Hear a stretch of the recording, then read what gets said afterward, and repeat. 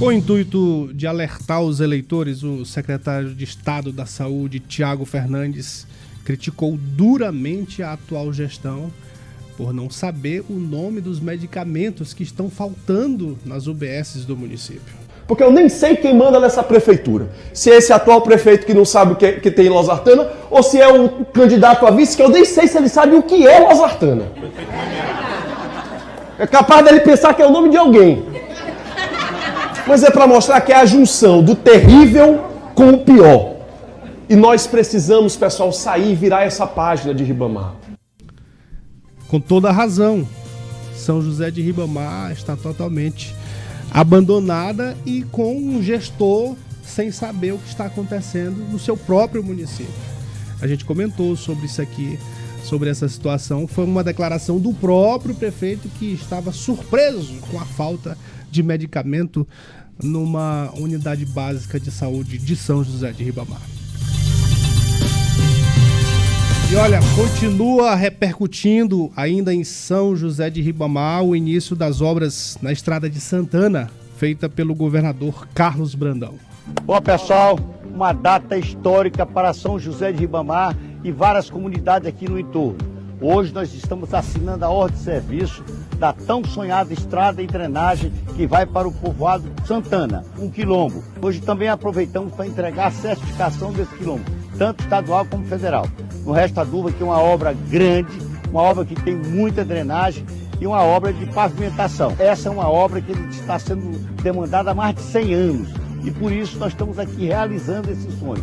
A população feliz, alegre, que ninguém acreditava mais nessa obra. Estamos aqui ao lado de vários amigos, secretários, a comunidade, lideranças políticas, lideranças quilombolas, trouxeram essa demanda para o governo do estado. Vamos à luta e vamos à vitória. E em o jogodopoder.com você confere, mais uma vez, Julinho faz os artistas de São José de Ribamar de palhaços. É o que está dizendo um dos artistas que não recebeu até hoje, depois de se apresentar no período junino. Isso está se repetindo. Todo ano acontece isso. Daqui a pouco nós vamos conversar mais sobre isso. Acesse e leia mais em ojogodopoder.com.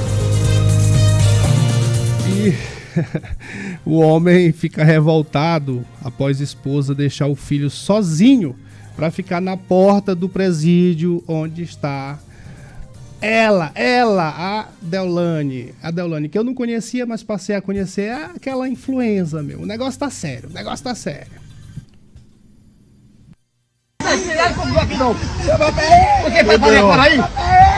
Se acalme, moço, se acalme. Pra casa, Marinaldo.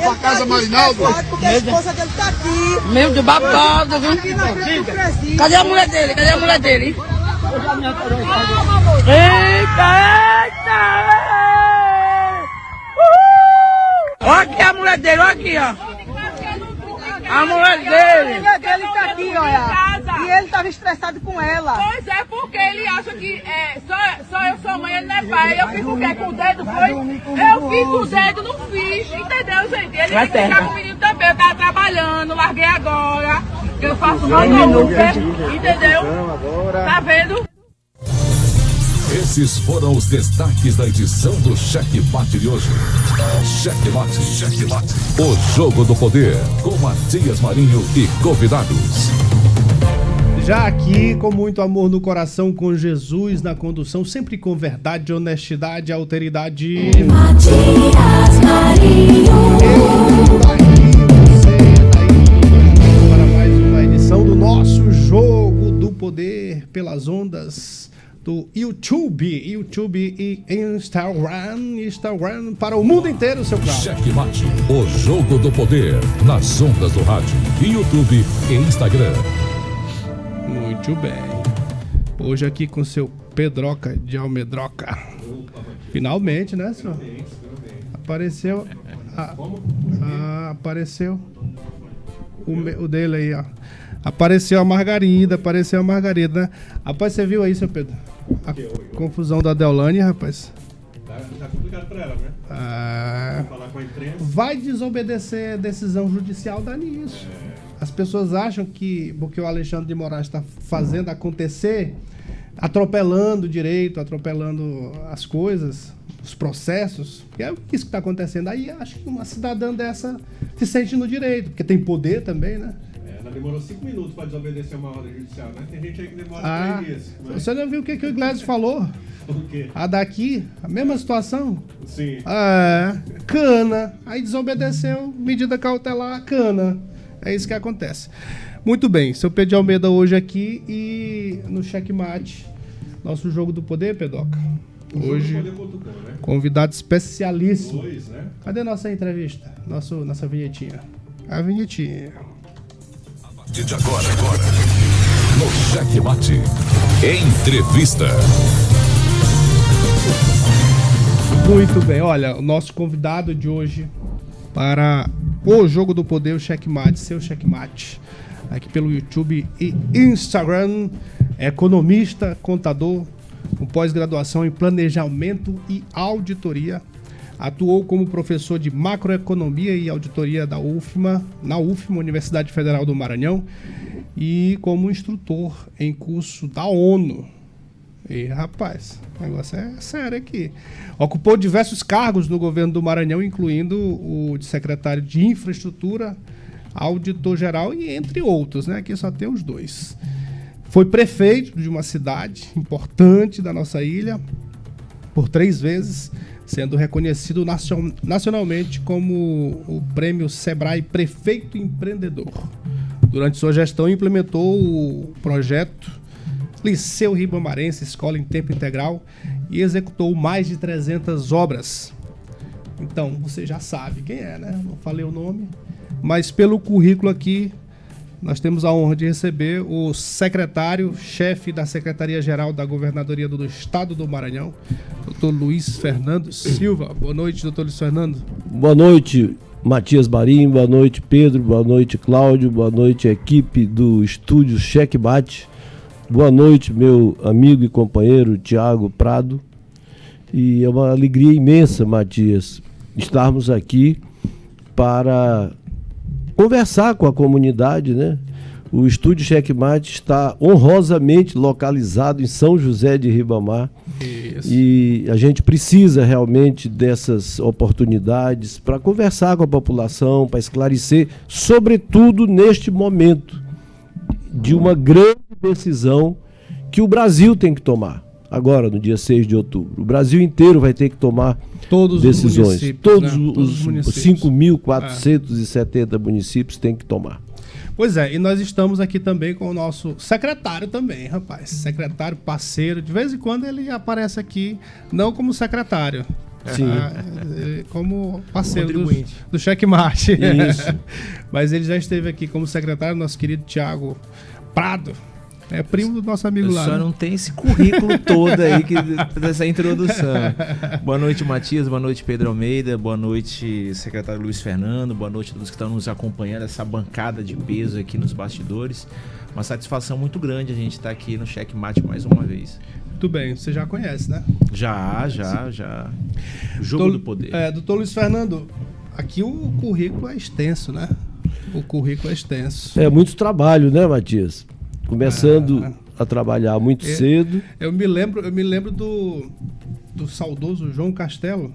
Sim. Que falava que você ele foi o prefeito, era prefeito ou era governador? Ele era mais governador. Irresponsável da história. Isso é a nossa brincadeira. Eu terminei ficando muito amigo do Castelo e eu tinha 23 anos quando ele me colocou nas mãos um desafio muito grande, construir o Maiobão, como diretor da então Companhia de Habitação Popular do Maranhão, Coab.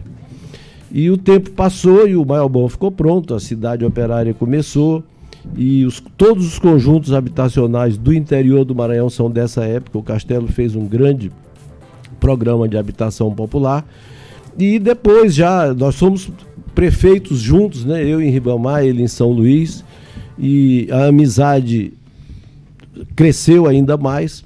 E perto do seu lamentável falecimento, um dia conversando com ele, Eu disse para ele: Castelo, tu foste muito irresponsável de colocar um garoto de 23 anos com uma missão tão importante e uma empresa tão complexa como era a Coab. E ele disse: irresponsável foste tu que aceitaste.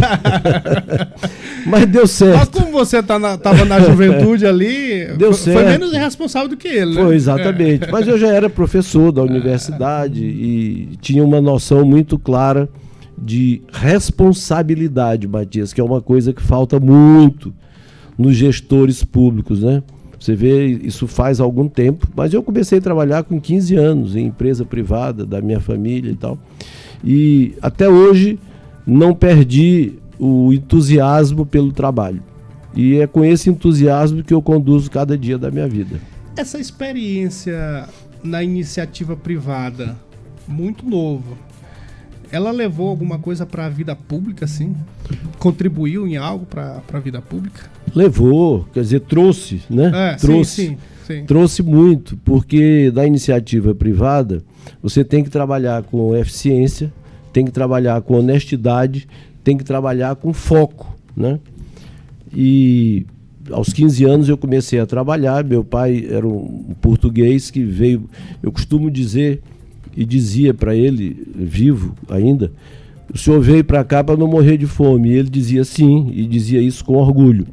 Mas ele cresceu empresarialmente, tinha 2 armazéns lá na Praia Grande, tinha uma concessionária de veículos, tinha uma loja de eletrodomésticos. Era um vencedor. E aos 15 anos eu comecei a trabalhar me mirando exatamente no que ele fez. Eu, numa geração já que não precisava tanto esforço como ele fez. Ele começou com uma mercearia lá na Praça João Lisboa e ficou um empresário grande. E eu já comecei como filho dele, né? Filho de um empresário, então fica tudo mais fácil. Mas ele foi muito determinado a vida inteira para vencer e criou 8 filhos. Ele não fez faculdade, mas os 8 filhos fizeram. Isso era um dos maiores orgulhos que ele tinha na vida. Nem ele nem minha mãe tiveram a oportunidade de fazer faculdade, mas todos os filhos fizeram. E isso é que eles, tanto um quanto o outro, mais se orgulhavam na vida.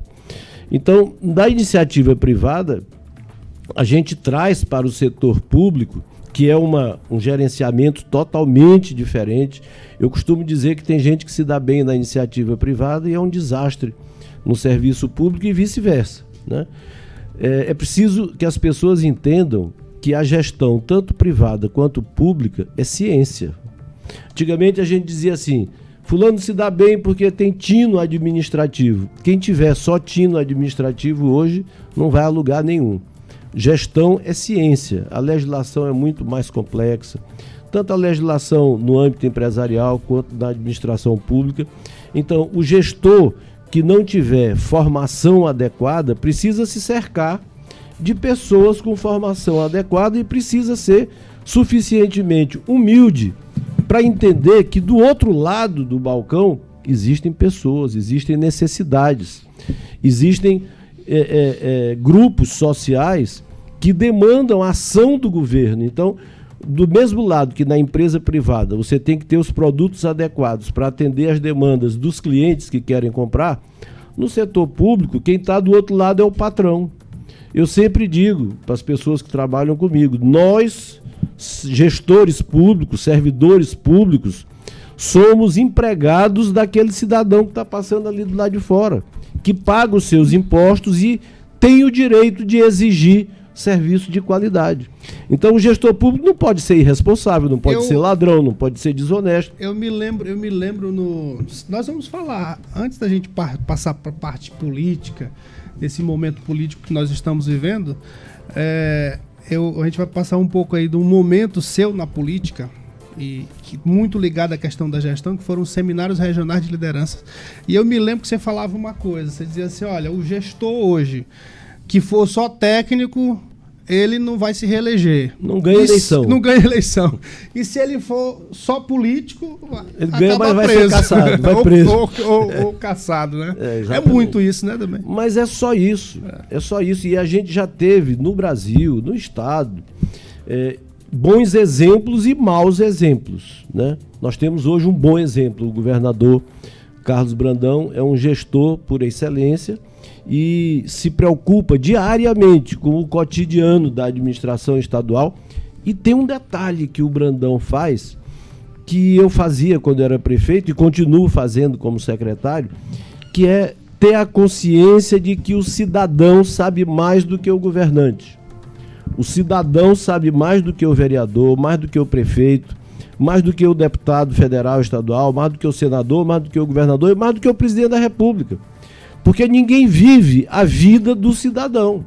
Então, os anseios sociais têm que estar presentes nas decisões políticas. O gestor que toma decisão política sem ouvir a população, ele tem quase 100% de chance de errar. Então, o gestor precisa ter a humildade de construir um plano que tenha um lastro técnico. Você não pode quebrar a gestão, não pode levar a gestão à bancarrota, não pode deixar de pagar as contas, né, do governo. Isso digamos, o equilíbrio fiscal, o equilíbrio da gestão, mas os 70% restantes do plano é para atender as necessidades da população. Como é que...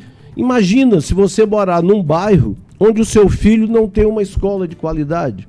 Imagina se você morar num bairro onde não tem uma unidade de saúde de qualidade, né?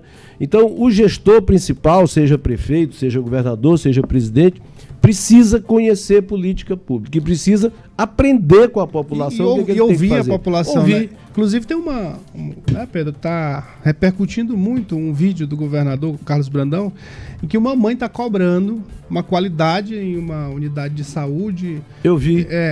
E aí, assim, a oposição está usando aquilo ali como se fosse uma pressão, como se fosse uma coisa negativa.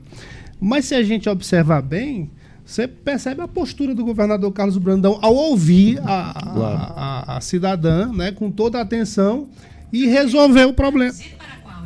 Ah, meu Deus. Né? Isso ao invés de crítica, você tem aí um exemplo disso que você está falando. Isso. Da necessidade de ouvir, da importância de ouvir o cidadão. Claro. Né? Se o governador não tivesse ido lá, provavelmente não teria ouvido uma reivindicação justa daquela senhora. Sim. E mais do que isso, imediatamente ele toma a decisão e manda atender a reivindicação. Esse é que é o bonito da história.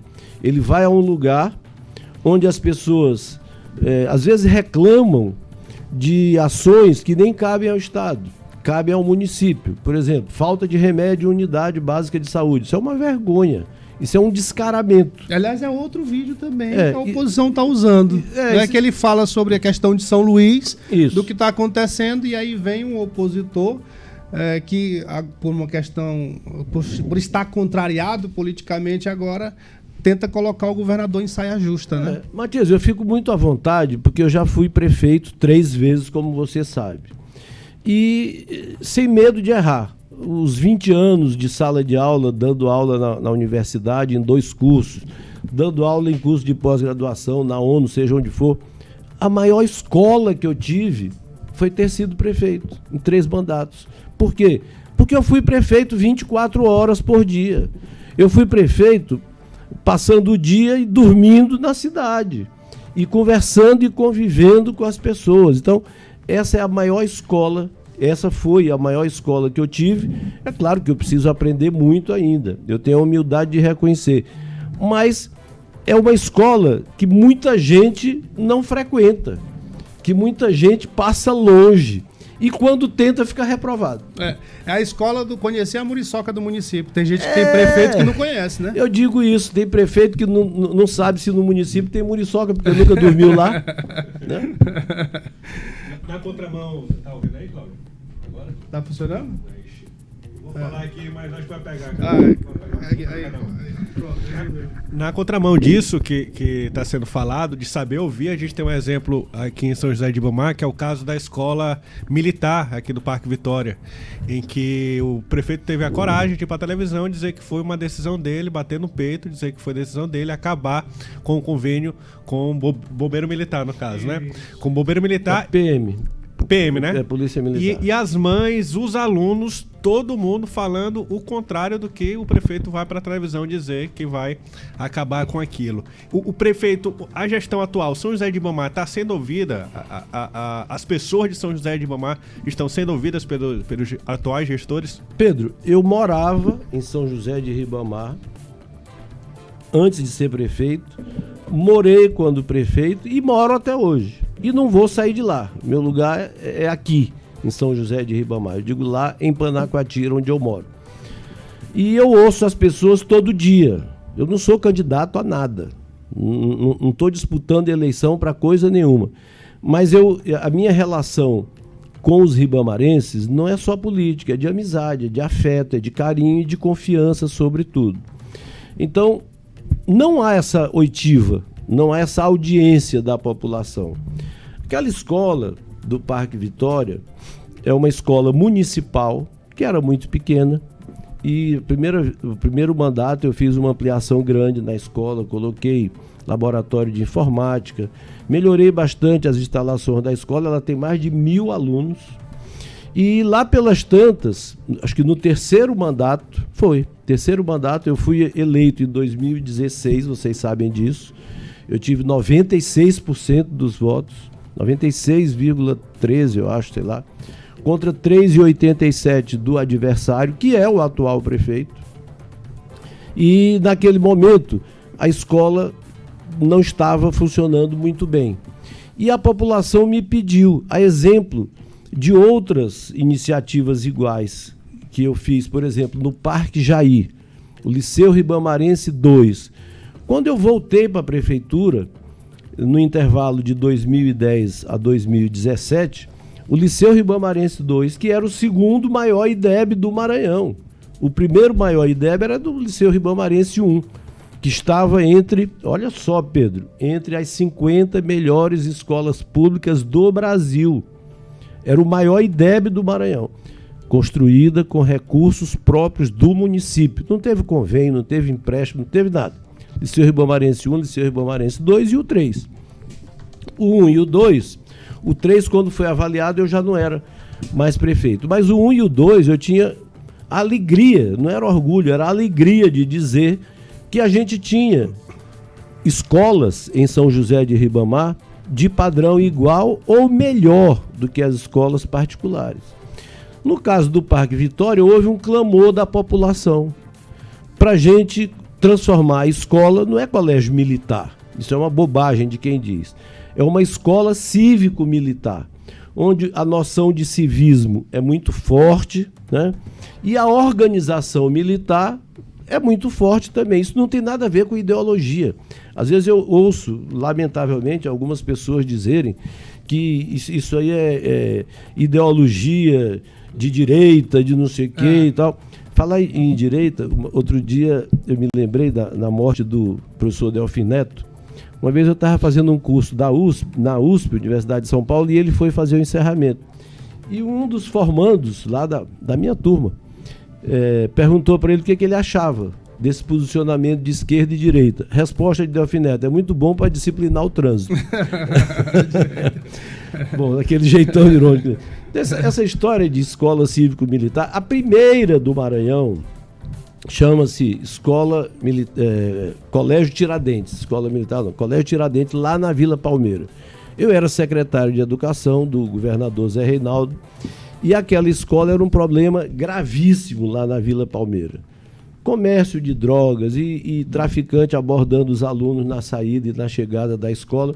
E um dia, conversando com o então governador Zé Reinaldo, que hoje é nosso colega, secretário de Desenvolvimento Econômico, secretaria da qual eu fui titular no governo Flávio Dino, eu conversando com o Zé Reinaldo, e disse para ele: governador, a gente tem que dar um jeito na escola da Vila Palmeira. Aí ele disse: vamos fundar um colégio militar. Eu digo: não precisa tanto. Vamos fundar uma escola que tenha disciplina, mas que a área pedagógica seja mantida pelo Estado, a coordenação pedagógica do Estado. Nós é que entendemos de educação e não os militares. Mas a disciplina eles entendem mais do que a gente. Vamos convir com esse aspecto. E ele Ele concordou. Foi a primeira escola cívico-militar, eu acho que uma das primeiras do Brasil, e está lá, com um rendimento muito bom, é uma escola de qualidade, e nunca algum aluno foi forçado a ser militar. Eu nunca fui militar, nunca tive vontade de ser e nem quero ser, mas a gente tem que fazer justiça, né? Então, no Parque Vitória, aquilo resultou de uma demanda da comunidade. Nenhum prefeito tem o direito de frustrar o desejo da comunidade com uma decisão própria e diga-se de passagem, totalmente errada. Quer dizer, porque eu não quero, não vai ser. E inclusive foi uma declaração do prefeito, eu não quero. Uma questão pessoal mesmo. Né? Eu lamento assim a falta de fundamentação técnica, né? Parece que não. Se vocês me permitirem, eu até tenho uma receita. Será possível alguém ser prefeito ou ser governador sem jamais ter lido a Lei de Diretrizes e Bases da Educação? É a Lei 93/94 de 1996. Mas será se o prefeito sabe pelo menos que existe isso? Provavelmente não. Eu não digo nem o prefeito que a gente está falando aqui que cometeu essa atrocidade contra a comunidade ao tirar essa escola dali. Eu digo muitos prefeitos, parece que não conhecem nada disso. Né? Não precisa ser pedagogo para ser prefeito. Não precisa ser professor para ser prefeito, de jeito nenhum. Não precisa ser médico para ser prefeito, não precisa ser enfermeiro para ser prefeito, nem engenheiro para ser prefeito. Mas precisa saber que está faltando medicamento. Agora, Matias, como é que você vai montar uma oficina mecânica sem saber o que é chave de roda? Não dá, né? O elemental você tem que saber. Então, infelizmente, tem gestores que nunca leram, não sabem o número da Lei de Responsabilidade Fiscal. A Lei Complementar 101/2000. E sai cometendo atrocidades, se apropriando do dinheiro público, fazendo fraude de todo tipo, fraude de licitação e roubalheira na educação, roubalheira na saúde, aí falta remédio, aí roubalheira na educação, fraudando censo escolar, quer dizer, mentindo de tempo integral. Gente, peraí, pelo amor de Deus. Graças a Deus, as escolas de tempo integral que eu criei em São José de Ribamar, com recurso próprio do município, foram as primeiras do Maranhão. Nem o estado tinha. Liceu Ribamarense 1, Liceu Ribamarense 2, Liceu Ribamarense 3, e a primeira e única creche tempo integral dentro de uma área de assentamento rural lá no povoado Bom Jardim. O Tiago sabe disso, o Tiago foi meu secretário da Juventude. E um parênteses aqui, Ribamar deve ter, né, um astral bom. O Tiago foi secretário da Juventude, hoje é secretário. Secretário do Estado de Juventude. O Tiago Fernandes, secretário de Saúde em Ribamar, secretário de Saúde do Estado. Quer dizer, o governador Brandão viu na equipe que estava em Ribamar gente competente, qualificada e honesta, acima de tudo. Mas voltando aqui, então, tem que ler, tem que estudar. Será que todos os prefeitos já abriram a lei orgânica do seu município para saber o que pode, o que não pode? Será que os prefeitos têm o cuidado na escolha da equipe? Porque o prefeito não precisa ser técnico de nada, mas ele tem que ser inteligente o suficiente para se cercar de bons técnicos. E para isto, o prefeito não pode fazer qualquer acordo. Ele não pode colocar pessoas que não entendem absolutamente nada de meio ambiente no meio ambiente, senão o jeito vai tocar fogo na cidade, por exemplo, né? Isso vale para o governo, isso vale para a União, isso vale para o município. É preciso respeitar a população. O que eu vejo hoje, infelizmente, é falta de respeito ao cidadão, que é o dono do país, do estado e do município. Assim, a gente tem alguns critérios. A gente falou aqui de um deles, que é ouvir as pessoas. A gente falou de planejamento também, indiretamente, mas falou de ser honesto. O cara tem que ser honesto para ser um bom gestor. O cara tem que ter fortalecer a participação popular para fazer uma boa gestão. Mas eu lhe pergunto uma coisa, mesmo o cara tendo tudo isso aqui, se ele não tiver comando, dá certo? Não pode. A gestão, eu falei no início, a gestão administração é ciência. Administração é ciência, não é só tino, não. É ciência. Se o sujeito não souber ser gestor, ele vai se dar mal, porque ele vai tropeçar nas próprias pernas. Ele não vai saber escolher a equipe, ele não vai ter controle. Quer dizer, o gestor, o governador, o prefeito... o governador Brandão, vou dar um exemplo aqui. A cada 15 dias reúne todos os secretários para fazer avaliação de políticas públicas.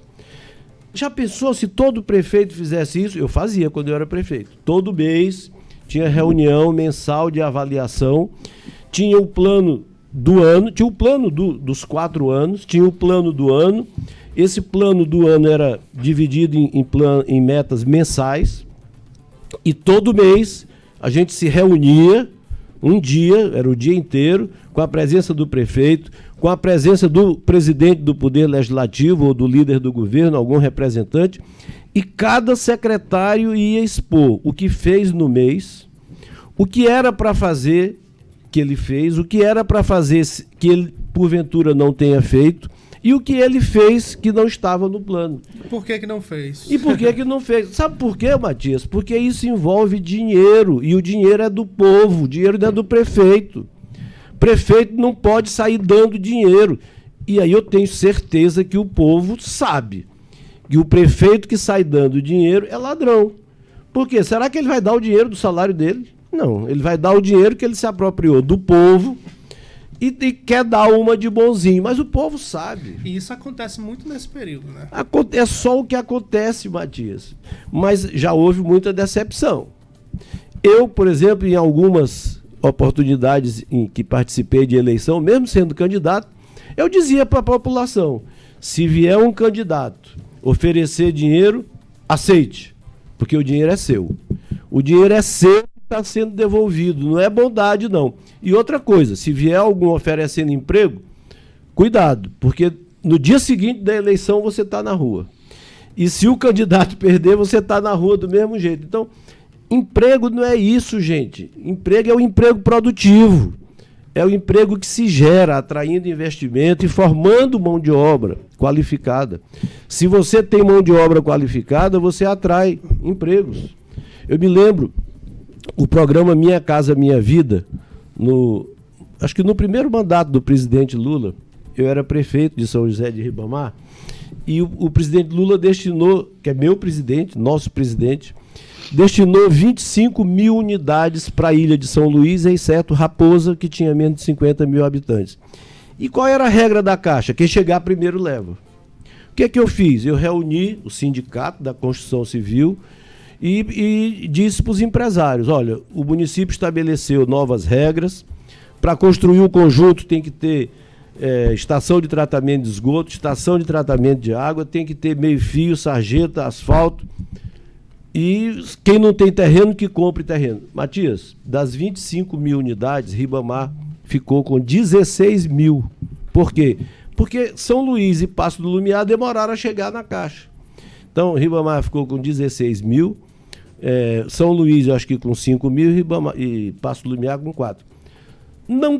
Era uma situação de pleno emprego, não tinha ninguém desempregado em Ribamar. Então, está aí o conjunto Nova Terra, está aí o conjunto Turiúba, está aí o conjunto São José, está aí a Nova Miritiba. Todas essas unidades entre casas e apartamentos, 16 mil. 16 mil. O Maracajá, aquele conjunto de 1.000 unidades, graças a Deus, eu agradeço todo dia a Deus. Eu era um prefeito que conseguiu fazer isto.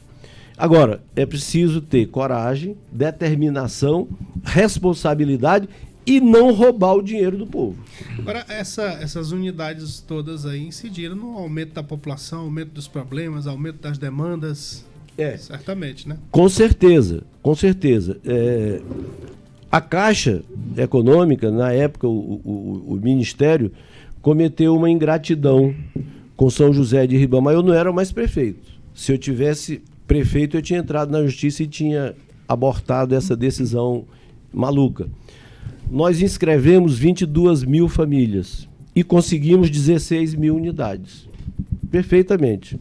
O que aconteceu? São Luís inscreveu 100 mil famílias e só viabilizou 5 mil unidades. Aí a Caixa, isso na diretoria nacional, tomou uma decisão. A metade das unidades de São José de Ribamar vão atender famílias inscritas em São Luís. Aí o que é que aconteceu? 8 mil famílias, que significa 32 mil pessoas que não moravam em Ribamar, foram morar em Ribamar. E aí eu pergunto, cadê a escola? E cadê a unidade de saúde? Então essas coisas... Essa população é uma população de muitas cidades do Maranhão. De muitas cidades. Ribamar hoje tem 250 mil habitantes, aproximadamente. Foi a cidade que teve o maior crescimento populacional. Por quê? Nem todo mundo nasceu em Ribamar. Quer dizer, São José de Ribamar é o destino do crescimento de São Luís e de todas as cidades do Maranhão. No Maranhão inteiro, todo mundo sonha em vir para a capital. Mas quando chega na capital, não cabe. E aí vai para São José de Ribamar. Bom, a população aumentou, os problemas aumentaram, mas hoje, por exemplo, tem uma escola em construção no Nova Terra. Eu obriguei o recurso vir do governo federal. Não é dinheiro do município que está fazendo escola no Nova Terra nem no Turiúba. É dinheiro federal. Que a gente brigou, mostrando para o governo federal que não era justo o que foi feito com São José de Ribamar. E aí o governo é lento, né? Essas coisas passam por ministério, vai para cá, vai para lá, aprova convênio, agora que está sendo construída. Mas que a população, a unidade básica de saúde do Nova Terra, eu que inaugurei. Então, a unidade do Nova Terra do Turiúba, eu que inaugurei. A creche do Turiúba, eu que inaugurei. Agora, o que está sendo feito hoje é meritório, quer dizer, Nova Terra merece, não é só uma, não. Tem que ter uma, duas, três. Cadê a escola de ensino médio do Nova Terra? Né? Isso aí o governo federal planejou mal, com todo respeito, planejou mal, e o presidente do Lula está tentando consertar isso. Você vê o Maiobão. O Maiobão é fruto de uma política de habitação de interesse social do governo federal, na época do BNH. O Maiobão nasceu com 4.770 casas. Eu sei de cor pelas razões que eu já expliquei. Mas nasceu com 6 escolas de ensino fundamental e ensino médio. Nasceu com delegacia, nasceu com centro comercial, nasceu com centro social urbano.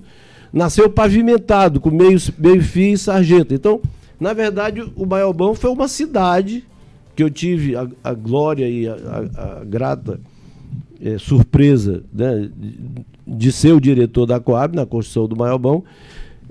Nós construímos uma cidade dentro de Paço do Lumiar. E depois, quer dizer, a minha vida tem... Que era só para os prefeitos manterem, né? O que tinha lá. Exatamente. E depois, ainda no entorno do Maiobão, quando eu fui secretário de Desenvolvimento Social do Estado, construiu o Marli Abdala 1 e 2, o Rosiana Sarney e o Zumbi dos Palmares. Que hoje esses aglomerados habitacionais é que formam a maior densidade demográfica de Paço. Seu Thiago Prado, carioca. Eu pensei que tivesse o carioca também. No... Tem, mas é da parte mais tradicional de Ribamar. Com muita alegria. A da minha avó Zenite, que foi, acho que a segunda ou terceira farmacêutica de Ribamar. Sou testemunha. Isso, o professor Luciano sabe disso. E que, na época que ele administrava, soube também valorizar muito bem os empresários da cidade, né? Exatamente. Isso ajudou a geração de emprego e renda. Então, eu sou desse prado aí. Agora, a gente falou sobre essa questão da população que aumentou, que cresceu muito em São José de Ribamar, mas eu me lembro de a primeira eleição sua. Você disputou com o atual prefeito, né? Todas. Todas. Disputei e ganhei. Todas. Graças a Deus e ao povo ribamarense. Pois é, mas naquela primeira, teve um episódio interessante sobre a questão de ser ou não ser de São José de Ribamar. Sim. E o o Julinho, que é o atual prefeito, naquela época disputou com você, eu acho que ele tentava dizer que tinha nascido, que ele era do determinado local da sede, São José de Ribamar, que era do Vieira, que ele era moleque do Vieira, né? E aí, num debate, você provou pra ele que, rapaz, você pode até ser moleque, mas não do Vieira. Aí você mostrou a certidão de nascimento dele, né? É. Mas assim, o que eu queria perguntar é o seguinte, essa coisa de ser de São José de Ribamar para você se autorizar como candidato a qualquer coisa, isso tem sentido ainda hoje? Diante de uma cidade que é limite com São Cosmopolita, exatamente. Não existe esse negócio mais de balneária, né? Não, eu fico triste, inclusive, quando chamam assim, porque quando eu era criança, a distância entre o centro de São Luís e a sede de Ribamar, porque até então se chamava Ribamar só a sede, essa distância toda da estrada, que hoje é MA 201, eram fazendas, granjas e sítios, chácaras, etc. e tal. E aí, se as pessoas iam tomar um banho, né? Balneário quer dizer de balneabilidade, né? Lá na praia de banho da sede, que é chamada assim até hoje. E nem era por Panacoatira, né? Era pela praia de banho. A estrada de Panacoatira nasceu em 1985. Sim. Não tinha acesso, era uma picadazinha. Então o balneário mesmo é pela praia de banho. O balneário era na praia de banho. A Praia do Meio e Araçagi, que são praias de São José de Ribamar, também ninguém ia para ali, não tinha acesso. Onde hoje a Avenida MA 203... E mesmo se fosse, também não existia a identidade com São José de Ribamar, Não né? tinha. A MA 203, que sai do Olho d'Água e vai até a Raposa, ela terminava onde hoje é o prédio da CGU, da Controladoria Geral da União. Aliás, esse nome aí tem um bocado de gente com medo desse nome, de Controladoria Geral da União. Não fala em Fantástico também. Mas eu fico à vontade, porque eu já fui controlador geral do Estado, então eu tenho intimidade com o assunto. Mas, Matias, voltando aqui. Quando eu fui candidato a primeira vez, muita gente perguntava assim, você é de Ribamar? Você nasceu em Ribamar? Eu dizia, não, eu não podia nascer, que não tinha maternidade. Sim. A primeira maternidade de Ribamar e única, quem fez fui eu. Como é que eu ia nascer em Ribamar? Quando eu fui gerado, eu sou o 6º de 8 filhos, eu sou o 6º. Quando minha mãe engravidou de mim, já ia fazer 40 anos. E no 5º filho, ela teve um problema de gravidez.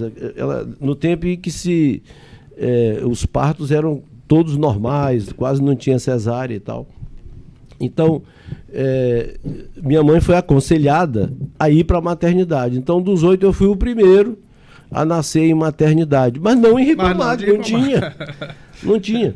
Aliás, quando eu assumi a prefeitura a primeira vez, tinha a unidade mista, que é construída pelo Estado. Não foi a prefeitura que fez. E estava absolutamente destruída. Onde era a unidade mista? Onde é hoje? O hospital? Onde é o hospital municipal. Era a unidade ali mista. Era uma unidade mista. Era construída no governo de Cafeteira. Sim. A de Ribamar, de Passo do Lumiar e de outras cidades aí do Maranhão. Até em São Luís tinha unidade. Bequimão, por exemplo, tinha unidade mista. Então, Ribamar tinha uma do Estado. E depois passou a gestão municipal. Com a criação do SUS, ela passou a gestão municipal. O município teve o descaramento de destruir o hospital, a unidade mista. Mas quando eu digo destruir, não é destruir a gestão, é destruir fisicamente. É barra de ferro quebrando aparelho de raio-x.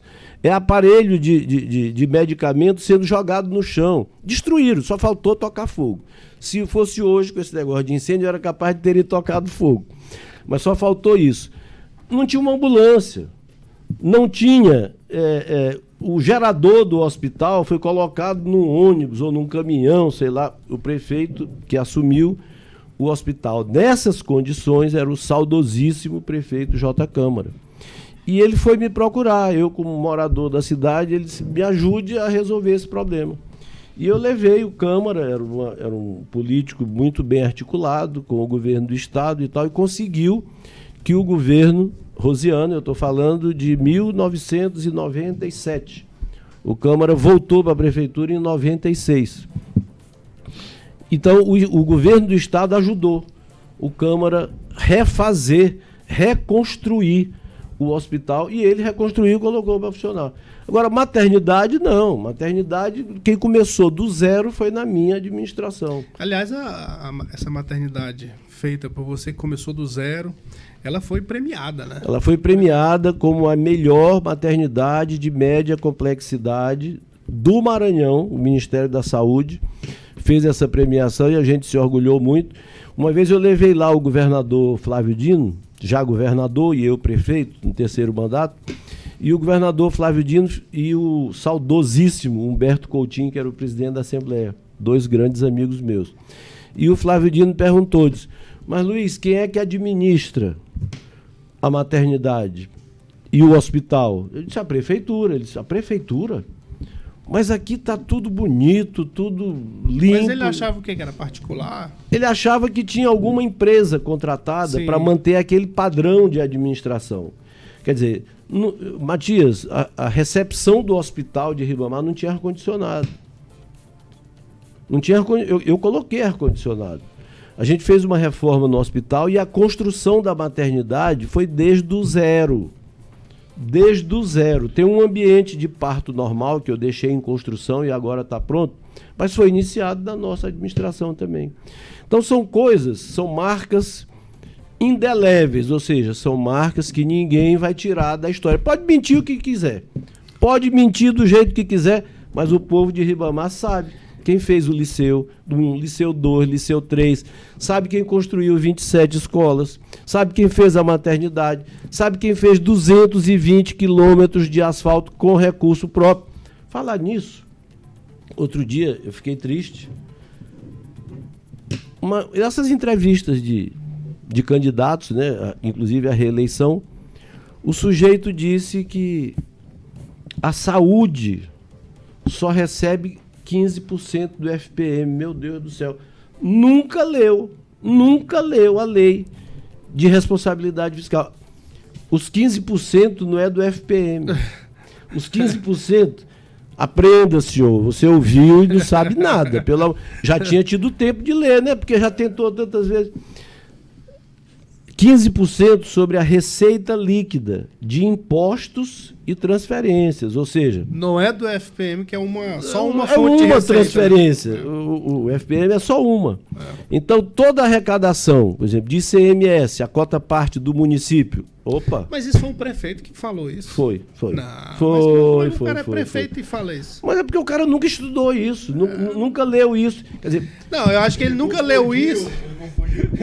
A porcentagem que ele está confundindo, acho que é outra. Esses 15% de recebimento. Não, essa que você está falando, Pedro, é só a metade. Ah, tá, é 30.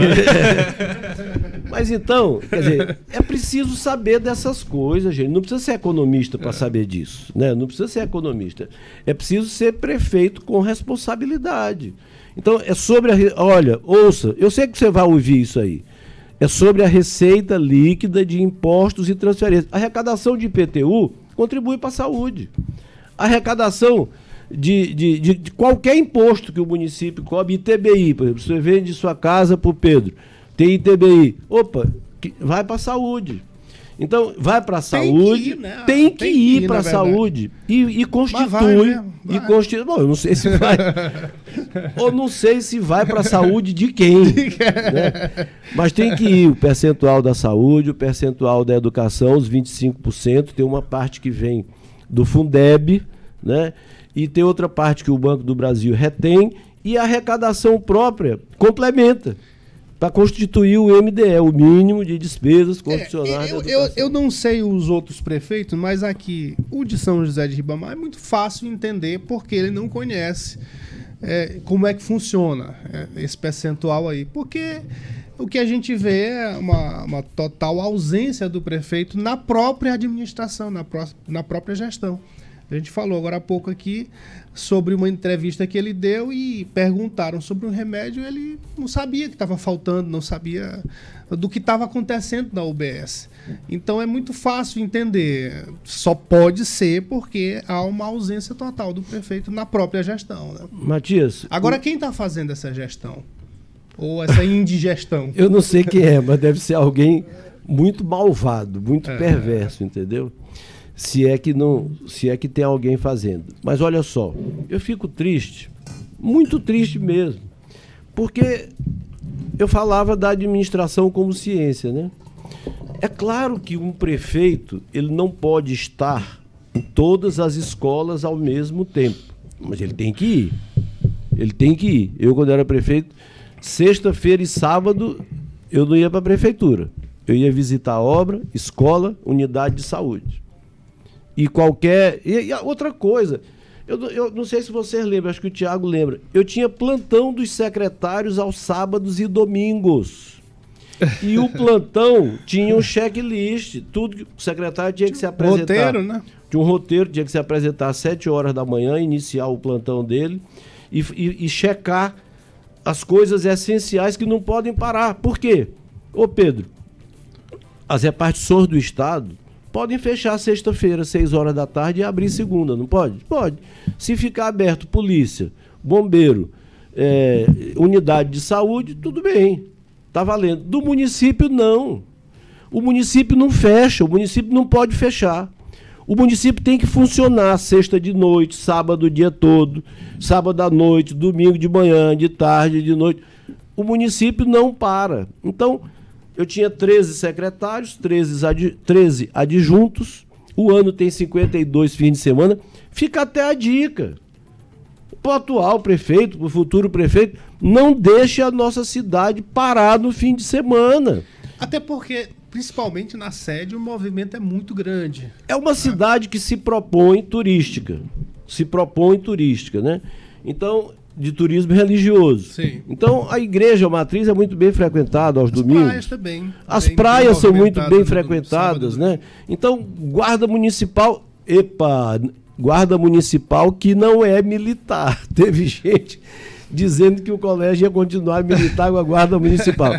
O nome da guarda municipal é GCM, é Guarda Civil Municipal Metropolitana. Não tem nada a ver com militar, mas são coisas assim que eu acho que a pessoa não lê. Entendeu? Fica voando. Fica voando, não lê, não estuda, aí não tem jeito, faz besteira. Pode até não ser de maldade, é por ignorância mesmo.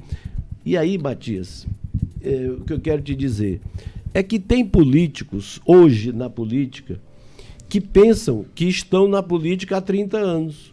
Nos anos 90. Enganando as pessoas e achando que um bom discurso leva a vitória eleitoral. Mas aí que não é o caso daqui, porque nem é um bom discurso, né? Porque é um discurso cheio de erros, mas o discurso na cabeça de quem profere. Ah, tá. Porque aí é mitomania, né? O maior defeito de um político é achar que ele é inteligente. Quem é inteligente é o povo. E outra coisa, pelo fato do povo ser inteligente, ele elege e ele deselege. Ele bota e ele tira. Então a questão de discurso político para enganar o povo, fazer que é bonzinho, não sei o quê, não pega mais. Não pega mais. A pessoa, hoje, o eleitor esperto, inteligente, é que engana o político. O político fica pensando que está tudo bem. E na hora do voto é totalmente diferente. Agora, doutor Luiz Fernando, assim, na sua primeira gestão, o que a gente percebe, avaliando aqui os dois momentos, né? A primeira gestão a gente percebe assim que foi uma gestão de construção do que a cidade não tinha. Sim. E foi no momento que a cidade estava crescendo em termos populacional também e até extensão territorial não, porque já é definido por lei, mas no caso de São José de Ribamar até cresceu, né? Porque houve uma lei que acabou ampliando mais o espaço. Não, Matias. Redefinindo, né? Redefinindo. Havia o seguinte... A Lei de Emancipação de São José de Ribamar é de 1952. Em 1985, o Estado podia alterar os limites do município. Aí o ex-governador Luiz Rocha, para viabilizar o financiamento dos quatraques, tirou os quatraques 1, 2, 3 e 4 de Ribamar, deixou os 5, o novo quatraque, Coabiano, Jardim Alvorada e etc. Mas os quatraques de 1 a 4 foram para São Luís. Em 1959, foi emancipado o Paço do Lumiar, tirando um pedaço de Ribamar. Essas leis, por carência de recursos tecnológicos da época. Não sei nem se tinha teodolito nessa época, né? Mas não tinha GPS, por exemplo, né? Esse teodolito aí, acho que o prefeito não vai saber o que é, não, né? Teodolito era um aparelho. Você está xingando o prefeito, né? Não, provavelmente ele vai achar. Era um Você tá aparelho. xingando o atual prefeito de Ribamar. Seu teodolito. Como eu conheci um amigo que um dia virou pro outro e disse assim: tu não tem nexo nem reflexo. Aliás, tu és um inâmino. E eu perguntei para ele: pelo amor de Deus, me diz o que é inâmino. Bom, bem o Teorico Paraguaçu, né? Teodolito era um aparelho que se usava para fazer. Mas você não sabia, Pedro, sabia? Atividades de.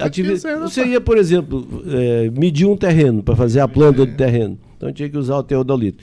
Hoje se usa GPS geodésico, né, para fazer georreferência. Você não precisa nem ir ao local. Você pode georreferenciar de um ponto do terreno e mede ele todinho e tal.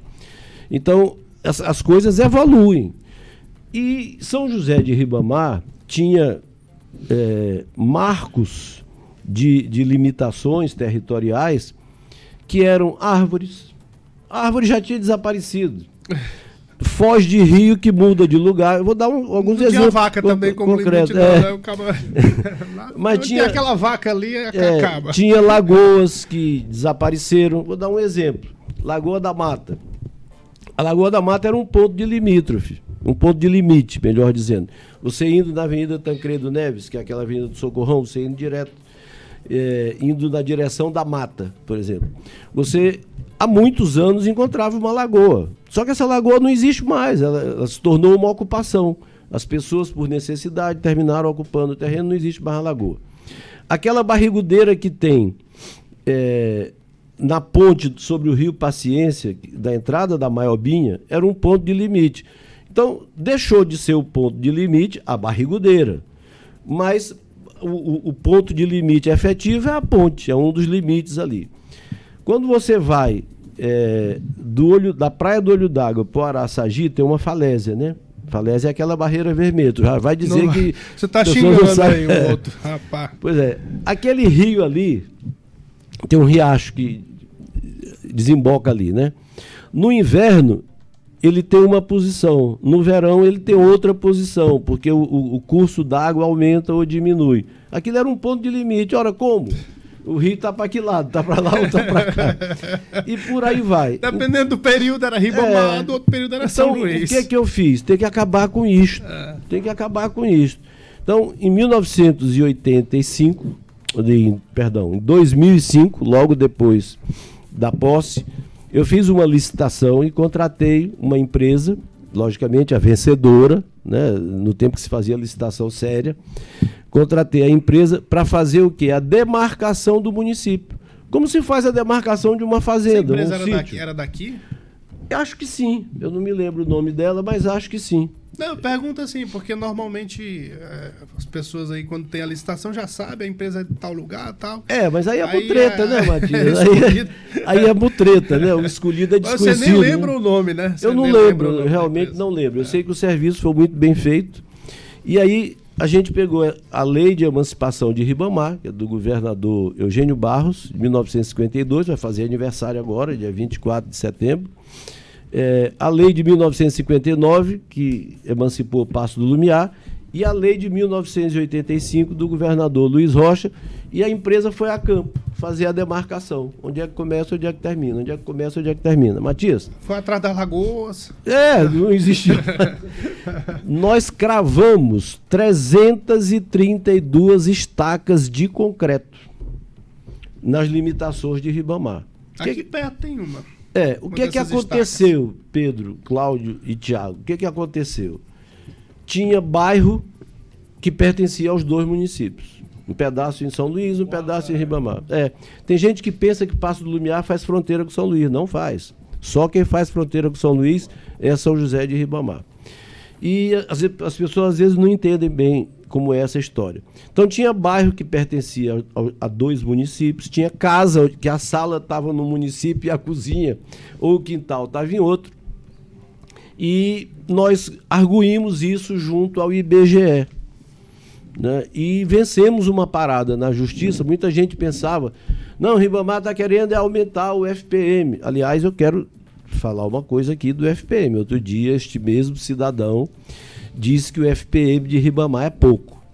Além de não ser... Tá achando pouco?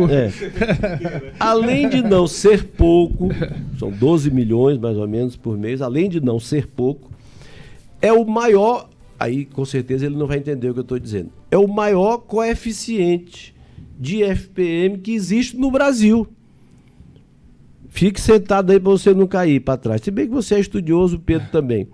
O FPM de Ribamar é igual ao de Guarulhos, é igual ao de Campinas, é igual de Anápolis, em Goiás. Estou falando de cidades grandes, igual de Imperatriz. Porque é o maior, é os 156 mil habitantes. Meu amigo, vai estudar essas coisas, você precisa estudar isso. E para aumentar só se virasse a capital, né, do estado. Aí é outro fundo, sim, mas existe outra coisa, tem 3 FPMs. Não, então entendi, ele queria que São José de Ribamar virasse a capital.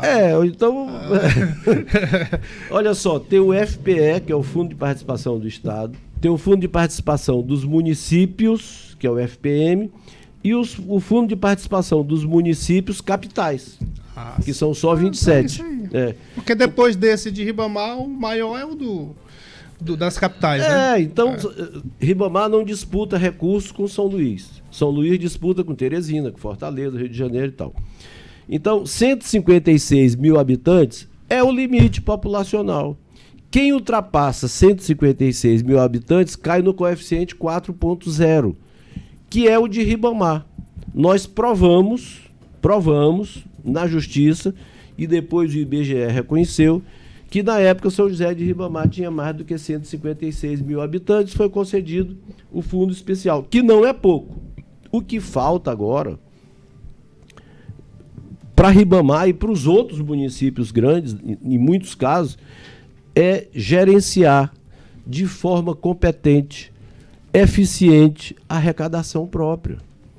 Quando eu fui prefeito, Matias, primeiro e segundo mandato, a arrecadação de Ribamar aumentou 20 vezes. Por quê? Porque explorou o contribuinte? Não. Porque cobrou o imposto que não era cobrado. É por isso. Quer dizer, e outra coisa, ninguém reclamava disto. Termômetro, taxa única de IPTU. Todo ano, os contribuintes optavam pela taxa única. Cobrar imposto só perde voto nas seguintes situações. Quando você cobra além da capacidade contributiva das pessoas. Quando você quer explorar as pessoas não pagam, sonegam, ou não pagam simplesmente. Quando você arrecada e não mostra o que está fazendo com o dinheiro da arrecadação. Então,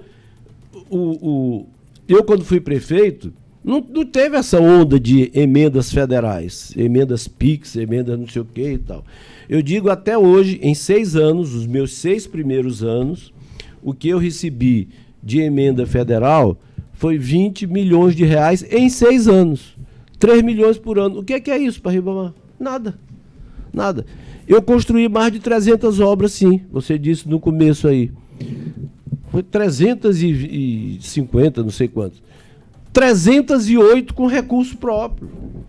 308 com recurso próprio. Porque muita gente falava que você fez essas obras todas aí com a ajuda do governo, porque você era aliado do então governo da época, a Rosiana Sarney. Disse, não. Dinheiro a rodo. Não. Aliás, ela era senadora. Ela era senadora. E disse que ela mandou muita emenda para você. A Rosiana ajudou, sim, o município. Ela ajudou. Eu fiz a conta outro dia, acho que foram 12 milhões de reais.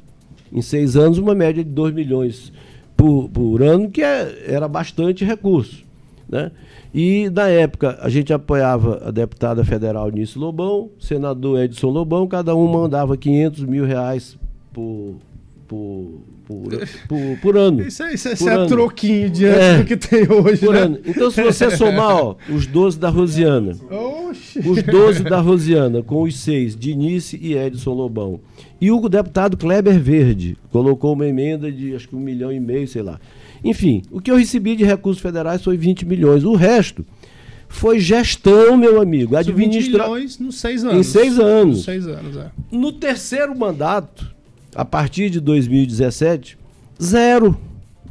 Zero. Mas por que você não recebeu essas emendas? Zero. Não sei, ninguém queria mandar emenda para Ribamar. Não sei. Ninguém queria mandar emenda. Porque assim, tem uma coisa que eu percebo nessas emendas. Eu acho que é por isso que o Flávio Dino deve estar batendo na tecla, né? Porque ele é muito cuidadoso com essas coisas aí. Ele é muito zeloso. Porque, rapaz, a gente olha os valores. Por exemplo, para São José de Ribamar, é deputado aqui, deputado ali, valores absurdos. Que dava para construir muita coisa. Outro Ribamar, né? Outra São José de Ribamar. Aí você vai ver, cadê as obras? Aí é um calçamento de uma rua. Não, outra coisa. Vamos dar a César o que é de César. Muitas obras que a gente vê hoje, não só em Ribamar, em Passo, em São Luís também, são obras do Estado. Obras financiadas com recursos do Estado.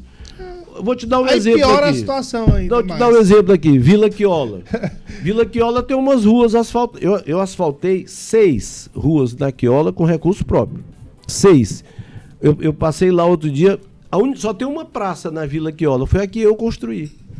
Imagina um bairro do tamanho da Quiola, só tem uma praça. Não tinha nenhuma. Eu fiz uma e está lá uma até hoje. Só tem uma unidade de saúde. Qual? A da minha época. Não tem outra. Quer dizer, então eu fico assim pensando, como é que alguém pode passar 4 anos numa administração e não fazer uma unidade de saúde?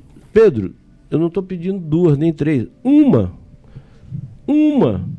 A regra é a seguinte, para cada 4.000 pessoas tem que ter uma equipe de saúde da família. Então, no Jardim Tropical, que é talvez o bairro mais populoso de Ribamar, quando eu assumi a prefeitura, não tinha. A unidade básica de saúde era num bar, um negócio desse assim. A unidade num bar? Era um bar alugado. Um ex-bar alugado. Tá. Mas eu fiz a unidade básica de saúde, construí. Eu já ia pra lá. Era o bar. Eu construí a unidade básica de saúde e botei 3 equipes de saúde da família. 3, Matias. 3.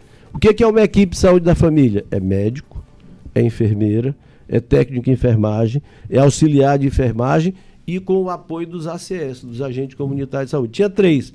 E criei o Jardim Tropical 2, a UBS do Jardim Tropical 2, com outra equipe de saúde da família. Aí o sujeito passa 4 anos e não faz nenhuma unidade básica de saúde. Com esse dinheiro todo aí que tá chegando. Eu não sei quanto é, mas eu sei que é muita grana, muito mais do que era. 3 deputados federais, né? 3. Não, Constante. Constante. Eu consegui, na época, com o deputado federal Hildo Rocha, vamos fazer justiça, um aumento da per capita. O que é per capita? É a razão... pronto, xingando o prefeito de novo. Da quantidade, hein? Xingando o prefeito de novo. PRCAPI. A quantidade de recursos sobre a população, né? Aí eu vejo umas loucuras, rapaz, outro dia eu tive vontade de desligar a televisão. O sujeito dizendo que ia botar uma ressonância magnética. Cara, vai estudar o SUS e aprender o que é baixa, média e alta complexidade. Não, mas isso aí não foi o prefeito que falou, não. Esse daqui não. Mas não foi porque como é que o cara é médico, conhece o sistema e fala isso. Não sei se conhece o sistema, mas eu quero dizer o seguinte. Tem que conhecer, meu né? amigo, para enganar o povo vale qualquer coisa. Matias, olha. É loucura. É uma das incoerências do SUS. O SUS é uma lei do presidente José Sarney e foi implementado em larga escala pelo Fernando Henrique, depois com o Zé Serra e tal. Mas o que diz o SUS? As referências de alta complexidade são regionalizadas. Então, por sorte ou por falta de sorte, Ribamar está dentro da ilha de São Luís. Qual é a referência de alta complexidade? São Luís.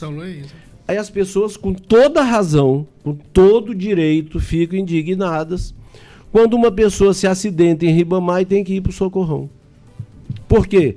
Porque o Socorrão é a unidade de urgência e emergência de alta complexidade da região. Socorrão 1, E até na Socorrão questão, 2. por exemplo, tem uma maternidade em São José de Ribamar. De média. De média, porque quando precisa de uma coisa mais complexa, Tem que vir. Mas as pessoas aí reclamavam. Ah, não sei o que, tem que ir pro Socorrão. Sim, mas o problema não é do município. O problema é que a legislação... Aí as pessoas ainda cobram o seguinte, por exemplo, o município de Santo Inês tem a metade da população de Ribamar, mas tem um hospital de alta complexidade. Por quê?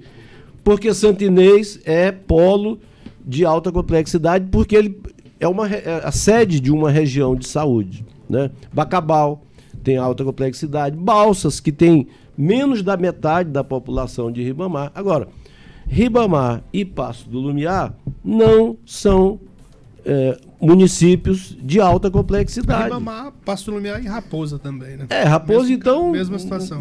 Que é menorzinho ainda. Nem se quiser não pode fazer? Pode se pagar com recursos próprios, sem ser o SUS. Porque você vai comprar um aparelho ou alugar um aparelho de ressonância magnética, né? Ainda que tenha demanda, todo mundo fazendo exame todo dia e tal, blá, blá, blá. É uma manutenção cara. Então, não entra nos 15%. E nem você fatura contra o SUS. Entendeu? Essa é a dificuldade. Por exemplo, Ribamar aliás, hoje... isso é um problema de alguns municípios. Alguns, porque são muitos, polos, mas isso. que às vezes não tem a... São José de Ribamar hoje tem um tomógrafo, um aparelho de tomografia. Onde? Na Policlínica do Maiobão, que é do Estado. O governador Carlos Brandão conversou comigo, conversou com o Tiago Fernandes e pediu o que a gente tem que equipar. A Policlínica, eu digo, coloque um tomógrafo. Eu não consegui. E o prefeito que disser que vai colocar um tomógrafo é mentiroso. Porque o SUS não paga um tomógrafo, que é um exame de radiologia de alta complexidade, para um município de média complexidade. Agora, uma coisa que eu não consigo entender, doutor Luiz Fernando, assim, o prefeito reclama que o dinheiro é pouco para a saúde. Aí, quando o Estado quer fazer alguma coisa, ele proíbe, porque já aconteceu. E recente, a instalação da Policlínica, ele fez a maior confusão. Então, tem aquela outra confusão do centro de hemodiálise, né? Que isso? Começou. Matias, quanto à escassez, quanto ao dinheiro, sobra ou falta, né? Na economia existe uma lei que se chama Lei da Escassez. Todos os recursos são escassos. O único recurso que não é escasso é o ar. Em economia a gente chama o bem livre, né? Não tem preço, não tem mercado. Por isso que a Dilma queria estocar. Esperta, né? Tem jeito para tudo. Tem jeito para tudo. Então, todos os recursos são escassos. Como é que se combate? Ou como é que se diminui a influência negativa da escassez? Com planejamento, acompanhamento, avaliação e controle. O que é planejamento? É fazer o plano plurianual a cada 4 anos, pegando um ano da administração, da próxima administração e 3 da atual, fazendo o planejamento gerencial, além de Lei de Diretrizes Orçamentárias e LOA, o planejamento gerencial. O que a gente fazia lá, Tiago? Avaliação de metas mensais, né? Fazendo controle de resultados. Então, por que falta remédio na unidade básica de saúde? Porque não tem planejamento das compras, não tem acompanhamento de quem é para acompanhar, não tem avaliação e controle. Não precisa o prefeito estar lá na unidade de saúde. Mas ele tem que ter em cima da mesa dele e tem que saber ler isto. Tem que ter o conhecimento. Relatórios da informática com acompanhamento diário. Não pode faltar losartana, não pode faltar dipirona. Losartana? Losartana, aquele de pressão. Tá xingando de novo o prefeito, senhor? Não, rapaz. Você tá é uma pessoa? O Tiago Fernandes é que falou isso e eu ouvi. Então, assim, não pode faltar isso. Existe farmácia básica e farmácia especial. Existem medicamentos que são fornecidos na farmácia especial do Estado, de medicamentos especiais. Mas existe a farmácia básica que tem que estar presente na unidade básica de saúde. E outra coisa, estão inventando conceito de UBS. UBS, gente, é para cumprir a estratégia de saúde da família. Que é a saúde preventiva. Sobretudo a preventiva, mas tem os públicos especiais, né? A criança... seria uma porta, né? É uma das portas de entrada. Uma das portas de entrada. Mas tem que evoluir, por exemplo. Depois da UBS, eu construí o Centro de Especialidades e Diagnóstico, o SED, com 8 especialidades. Nunca mais construíram nenhuma. Desculpa, Batista. Mas é para revoltar mesmo. Eu fico indignado. Tá nova, pode bater. Eu fico indignado com isso. Mas por que não eu construí o SED? Tá lá o SED do mesmo jeito, Matias. Mas teve dinheiro, muito dinheiro. Eu reformei o Honório. O Honório tem décadas, né? Quando eu era criança já tinha o Honório. Mas o Honório era da antiga Sucan. Tal. Hoje o Honório passou por uma reforma na nossa gestão, ficou muito bacana. Se tornou um centro de saúde. Mas as especialidades, por exemplo, Recanto Verde, um bairro nosso, de Ribamar, eu coloquei algumas especialidades, porque a instalação era grande, comportava e tal. Mas o que está faltando é a preventiva, Matias. É a preventiva. Eu nunca soube, por exemplo, que auditor do controle e avaliação da saúde de Ribamar visite unidades básicas de saúde para auditar o tempo de fila. Quer dizer, o sujeito chega às 5 horas da manhã na porta da unidade, deita na calçada para pegar uma fila e ninguém controla. Existe uma unidade em todas as secretarias estaduais e municipais de saúde, chama-se Unidade de Controle e Avaliação. É para isso. Para verificar se os procedimentos estão sendo atendidos, como é que está o atendimento na UBS. Mas então a administração é esse conjunto, não é só falar besteira. Essas filas aí na sua gestão não tinha, né? Não existia isso, né? Quando eu assumi a prefeitura, tinha fila no hospital. Sim. Custava R$10 o lugar na fila. Custava R$10. É um comércio também, né? Exatamente. Mas a gente acabou com a fila. Como? Fazendo o que todo hospital tem que fazer. O plantão, no mínimo, com um pediatra, um clínico geral, um cardiologista, isso presencial, e à distância, anestesista, cirurgião e o que precisasse fazer. Acabou a fila. E outra coisa, eu tirei o ambulatório de dentro do hospital. Hospital é lugar de internação, não é lugar de transmissão de doença. Né? Então, Foi para onde? O ambulatório foi para onde? UBS, Matias. UBS e Centro de Saúde, Honório, SED e Quiola. Que esse é que deve ser a porta. O que estava faltando em Ribamar? Que continua faltando. A policlínica, o governador fez uma, o município tinha que ter feito outra. Ou 2, ou 3, ou sei lá. Mas fez foi brigar, quase não sai. Não, lá você falou ainda agora aí, no centro de hemodiálise. O Estado começou a fazer um centro de hemodiálise lá no bairro J. Câmara, do lado de uma unidade básica de saúde na Rua do Fio. O Thiago sabe o que eu estou falando. Essa unidade de saúde, eu coloquei ao lado dela um centro especializado de tratamento de diabético e hipertenso. Não custa fazer, Batista. Sabe por que a gente ganhou? Eu estou vendo aqui que você anotou o melhor programa de saúde bucal. Sabe por quê?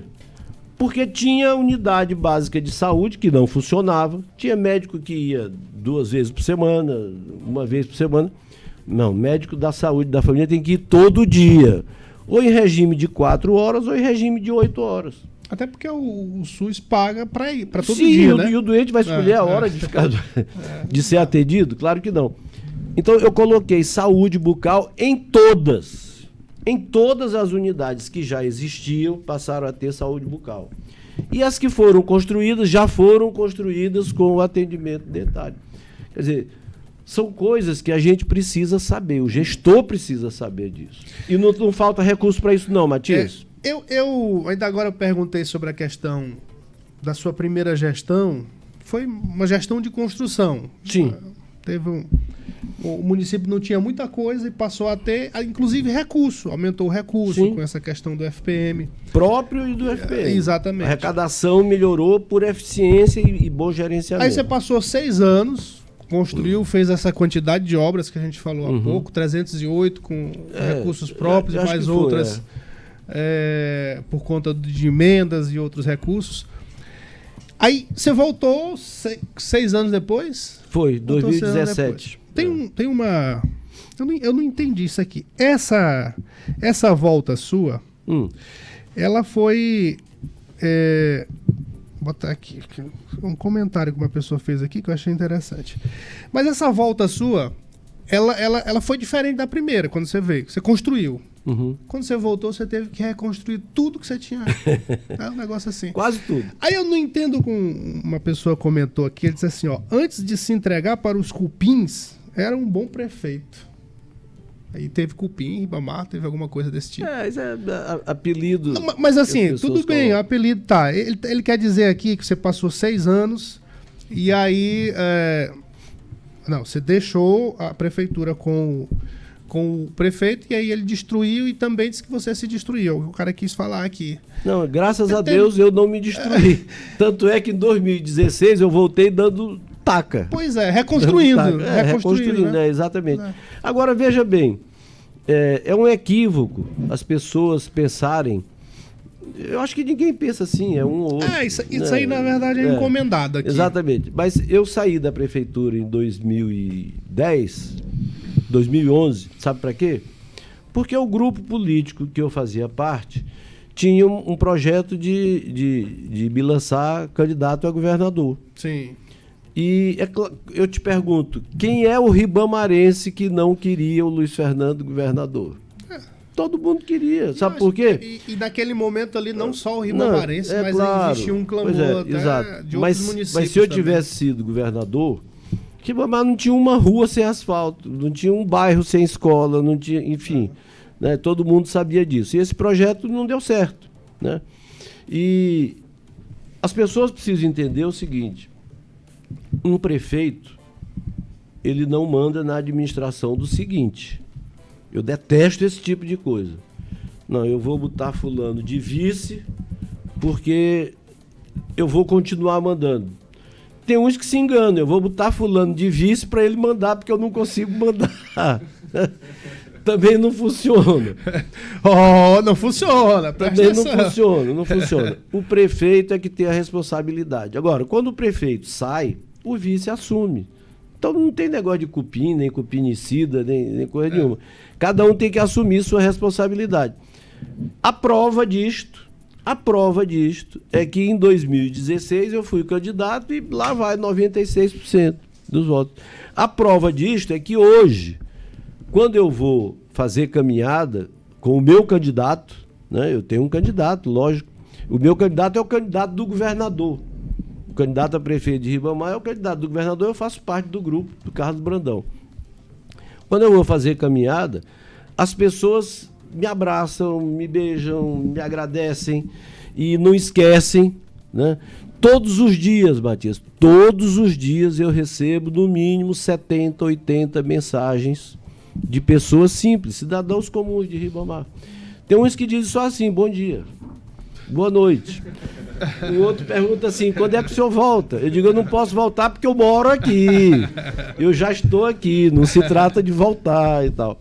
Tem dia que eu durmo 1 hora, 2 horas da manhã respondendo todas as mensagens que eu recebo, eu respondo. Mas esses 2 momentos existiram, né? Tem um momento da construção e quando você veio, teve que refazer muita coisa. Tive que refazer muita coisa. Por exemplo, o exemplo é o Liceu Ribamarense 2, do Parque Jair, que era o segundo maior IDEB do Maranhão.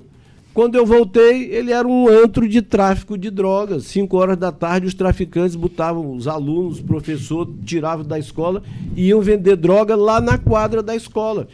Como é que eu podia resolver? A melhor solução foi essa. Falei com o nosso conterrâneo, Coronel Célio Roberto, do Bombeiro, e ele disse: eu assumo a escola. Olha, acabou com o problema. Se você for na escola Diomedes Pereira, lá da Rua do Fio, que é o colégio, é um dos colégios administrados em parceria com o Corpo de Bombeiro, Eu tenho amigo, graças a Deus, em todo canto. Em todos os bairros de Ribamar, eu entro em qualquer casa e sou bem recebido.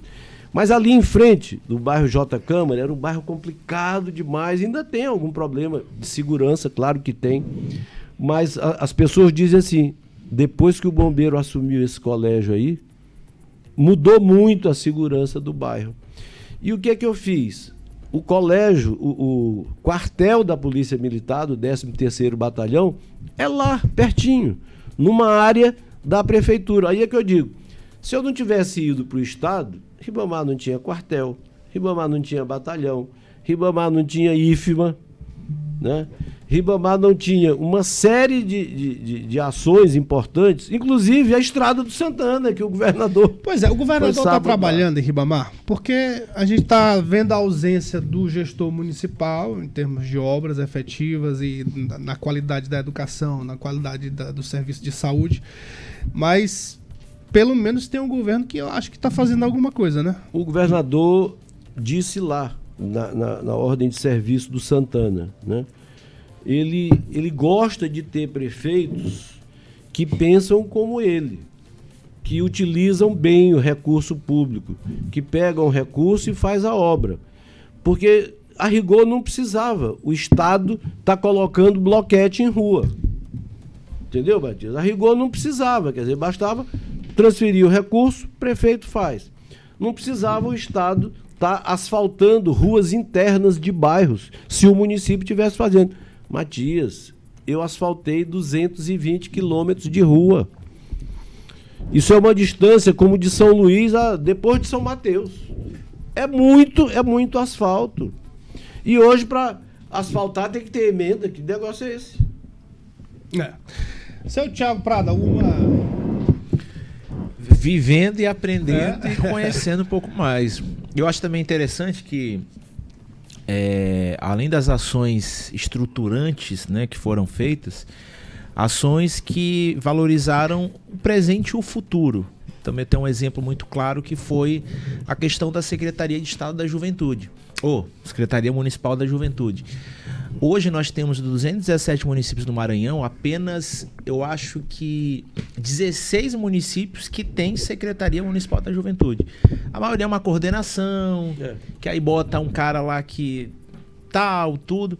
Poucos os gestores visam, de fato, criar uma Secretaria de Juventude para trabalhar as políticas públicas. Mas que funcione, né, funcionam, pois é. Mas que você vê que Ribamar, na época, acho que foi em 2005, foi uma das primeiras a ter uma Secretaria Municipal de Juventude com programas importantes, que na época foi o Caminhão da Juventude. E a Casa da Juventude, que nós implantamos, acho que não existe mais não, né?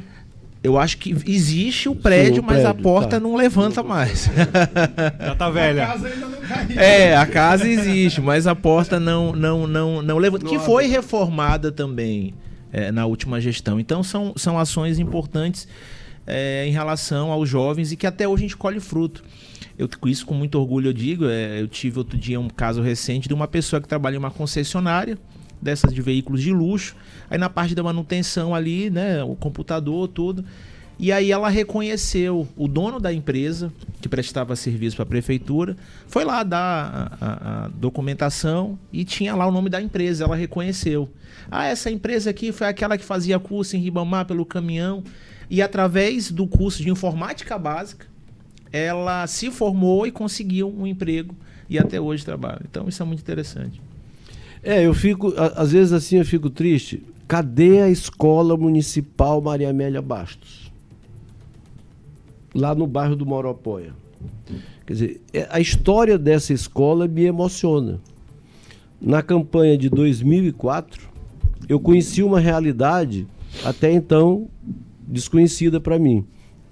Como eu entrei em 15 mil casas, depois se vocês quiserem me perguntam como é que eu contei as 15 mil casas. Entrei em 15 mil casas e eu vi situações deprimentes. Crianças trancadas no quarto, porque tinham algum tipo de deficiência e as famílias não sabiam como lidar. Crianças que deveriam ser cadeirantes, que estavam deitadas na cama, amarradas, enfim. E eu prometi para mim mesmo, para o meu coração, que eu iria instalar uma escola específica para portadores de deficiência. E aí vem os teóricos, né, e dizem assim, não, mas essa escola para portador de deficiência é uma escola exclusiva, porque exclui. A escola tem que ser inclusiva. Eu concordo. Tá aí uma coisa que eu gosto de estudar é sobre educação. Toda escola tem que ser inclusiva. Agora, eu lhe pergunto, Pedro, uma pessoa que tem paralisia cerebral, uma pessoa que tem uma deficiência grave, como é que ela vai para uma escola regular que não está preparada? Ou ela vai esperar 10 anos para que a rede municipal e estadual se adeque a isso para receber? Quer dizer, o professor... Cadê o professor especialista em Libras, linguagem de sinais? Cadê? Cadê o professor especialista em deficiência visual? Então, eu criei essa escola. Tinha 80 alunos no começo.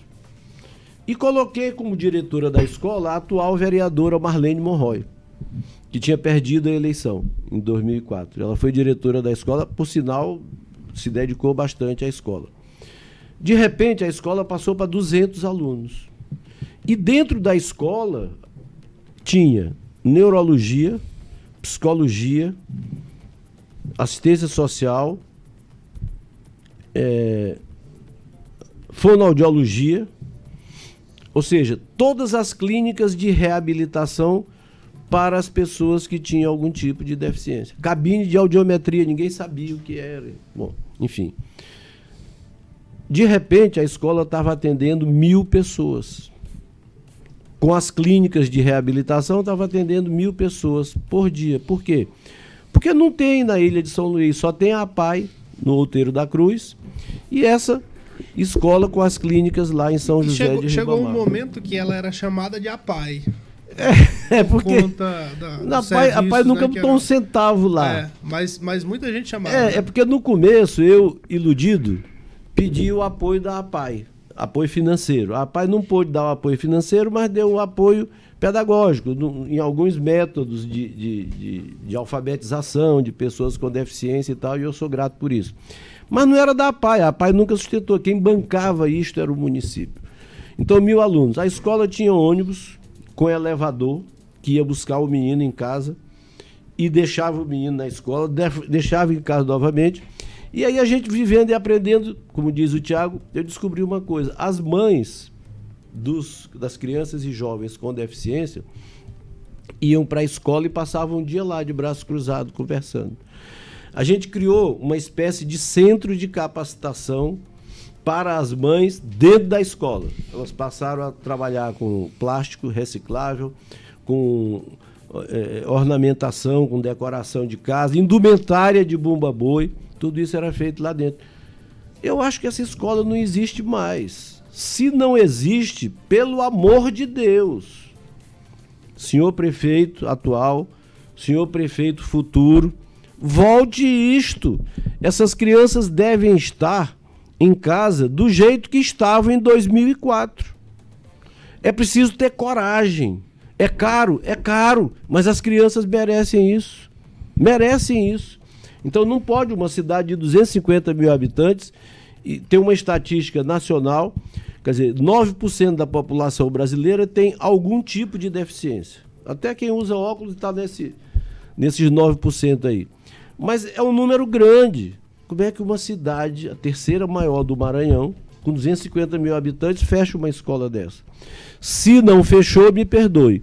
Mas se fechou, eu peço ao povo ribamarense, vá para a porta da escola e exija a reabertura da escola. Isso é uma injustiça, é uma indignidade. Você falou aí, dentro dessa escola tinha oficina para construção de indumentárias do Bumba Meu Boi, né? Sim. Fomentando aí a economia criativa. Isso. E a reclamação aqui que a gente recebe pelo WhatsApp é justamente o contrário, que é a falta de pagamento dos cachês. 3 meses já sem receber, e a ouvinte aqui, que está acompanhando a gente pelo YouTube, está dizendo que, ao contrário da sua gestão, né? Totalmente que na sua gestão todos recebiam aí em curto curto prazo e também com cachê justo. Como que você vê? Ele fala de baixa arrecadação, emendando nessa questão da desvalorização da cultura, mas como que o prefeito pode fomentar o empreendedorismo dentro da cidade e qual área assim, de São José de Ribamar que pode ser esse polo de economia? Pedro, esse é o emprego verdadeiro. É o emprego, a ocupação que é gerada a partir das potencialidades locais. São José de Ribamar é uma cidade rica em cultura popular, né? Passou a ser também cultura erudita quando eu fiz a escola de música. A única que está lá até hoje, só uma. Podia ter outra já, na região das vilas, por exemplo. Mas a cultura popular, ela gera o que hoje se chama de economia criativa. Ou seja, você aproveitar as potencialidades locais e gerar ocupação, gerar renda. E isso é uma falta de respeito com os produtores, com os fazedores de cultura. Você contratar para um festejo junino, por exemplo, ali a pessoa, a mulher, o homem, o cidadão, a cidadã, investiram. Compraram material para fazer indumentária, contrataram ônibus para ir se apresentar não sei por onde, e na hora o contratante, poder público, não paga. Isso aí não é gerar emprego, é gerar desemprego, porque o sujeito ficou sem ou a sujeita ficou sem o trabalho e com a dívida. Isso é uma maldade, isso é uma falta de consciência e falta de respeito com a população. Ele cita aqui que quando você era gestor, prefeito do município, você pagava antecipado, né? Eu pagava antecipado exatamente pelo que eu estou dizendo para o Pedro. Como é que a pessoa vai comprar o material para fazer a indumentária, né? Então isso movimenta o comércio local. Aqui perto, no Parque Vitória, ali na Avenida do Rodão e a principal rua do comércio do Parque Vitória, várias lojas se instalaram para vender indumentárias de grupos folclóricos, né? Então, isso é economia circular, isso é economia criativa, isso é geração de ocupação e renda. Agora, se o poder público recebe o recurso do cidadão, que paga imposto, se apropria do recurso e não paga o cidadão, pelo amor de Deus, isso é o cúmulo do absurdo. Não dá. É o cúmulo do absurdo. Eu quero só fazer um registro, é que tem municípios em que o prefeito escolhe quem vai, entre aspas, ajudar no São João e no Carnaval. Na minha gestão não tinha isso. Existia uma tabela de valores aprovada por decreto, com a classificação das brincadeiras, bumba boi do tipo A, do tamanho A, tamanho B, tamanho C, com a quantidade de brincantes, quadrilha, dança portuguesa, cacuriá, enfim. E tinha um valor de apresentação. Então não importa se é amigo do prefeito ou se não é. Organizou o grupo folclórico, cadastrou na prefeitura, vai ser contratado. Nós fazíamos 19 arraiais. Aquele parque do folclore, Terezinha Jansen, na sede do município, foi construído por nós também, na nossa gestão. E ali era um arraial, era o arraial da sede. Aqui no Miritiu tinha arraial. No Parque Vitória tinha arraial. Tinha 19 arraiais mantidos pela prefeitura e com o pagamento devido aos artistas que se apresentavam ali, aos grupos folclóricos. Muito bom. Carnaval e São João. Se a gente ficar aqui, fica a noite toda, né, conversando. Tem muita coisa pra falar, né? Eu acho que mais umas três entrevistas para dar certo, né, Matheus? Mas assim, eu queria fechar esse momento aqui. Primeiro, mais uma vez, agradecer a sua presença. Mas para você dar com a sua experiência toda desses anos na vida pública, sim, na condição de secretário, na maior parte do tempo, prefeito da terceira cidade do Maranhão em população, e acho que em termos de importância junto com São Luís, politicamente e também em termos de representatividade, né, política. Qual seria assim o desafio do novo prefeito de São José de Ribamar para a gente fechar essa conversa hoje aqui? Eu diria de Ribamar e de qualquer cidade. Isso, pronto. Mas se você me permitir, eu vou tocar em 3 pontinhos que eu tô com a língua coçando aqui. O primeiro é o seguinte: São José de Ribamar precisa de notícias boas. Notícias boas na mídia. Quer dizer, chega de reportagem policial. Chega de reportagem do Fantástico, falando de desvio, não sei o quê. Eu quero ver notícia boa como tinha antigamente. Escolas fechadas. Né? Escola fechada, UBS sem remédio, não sei o quê, sem médico não vai, dentista não vai. Eu tenho que conseguir quase todo dia 20, 30 atendimentos no estado. Eu peço ajuda para o meu amigo Tiago Fernandes, porque as pessoas da cidade me cobram. Não está funcionando não sei o quê, não está funcionando isso, não está funcionando aquilo. Bom, tudo bem. Mas tem uma coisa que eu faço questão, chama-se Justiça Juvenil Restaurativa. Eu tive a coragem de implantar esse projeto em São José de Ribamar e nós fomos premiados, o primeiro município do Nordeste em qualidade na implantação desse projeto. O que é isso, Pedro? O que é isso, Cláudio? O garoto, por necessidade, tira uma caneta do bolso do colega e fica para ele. Esse menino não pode ser chamado de ladrão. Ladrão é quem não dá a educação para ele devida na escola. Aí, se o pai do menino, supostamente vitimado, vai e registra uma ocorrência na delegacia de menores, esse menino, às vezes, é apenado, vai para uma unidade que não reforma coisa nenhuma e tal. E a Justiça Juvenil Restaurativa é exatamente para tratar desses casos fora do ambiente de restritivo de liberdade. Por conta disso, seu amigo aqui foi fazer uma palestra no 13º Congresso da ONU sobre Justiça Juvenil Restaurativa. Isso passou um mês na mídia nacional. São José de Ribamar despontando. Eu fui o único prefeito do Nordeste que foi fazer isto. Então, está faltando isto. Ribamar é um município mais urbano do que rural. Todo mundo há de convir com isso, né? A zona rural nossa está cada vez menor, porque São Luís vai invadindo e vai transformando zona rural e zona urbana. Mas nós fomos premiados no governo Lula. O melhor programa de produção de alimentos para alimentação escolar. Por que isso? Porque eu criei o programa Compra Local. Tem o PENAI? Tem. Programa Nacional de Alimentação Escolar. Tem o PAA? Tem. Mas falta o Compra Local. Por quê? Porque o governo federal, em dezembro, encerra o orçamento. E o fornecedor da merenda escolar, a primeira coisa que eu fiz, primeira semana de prefeito, eu digo, aqui não se vai comprar pozinho que vira sopa. E nem se vai dar aqui suco com biscoito estragado para menino.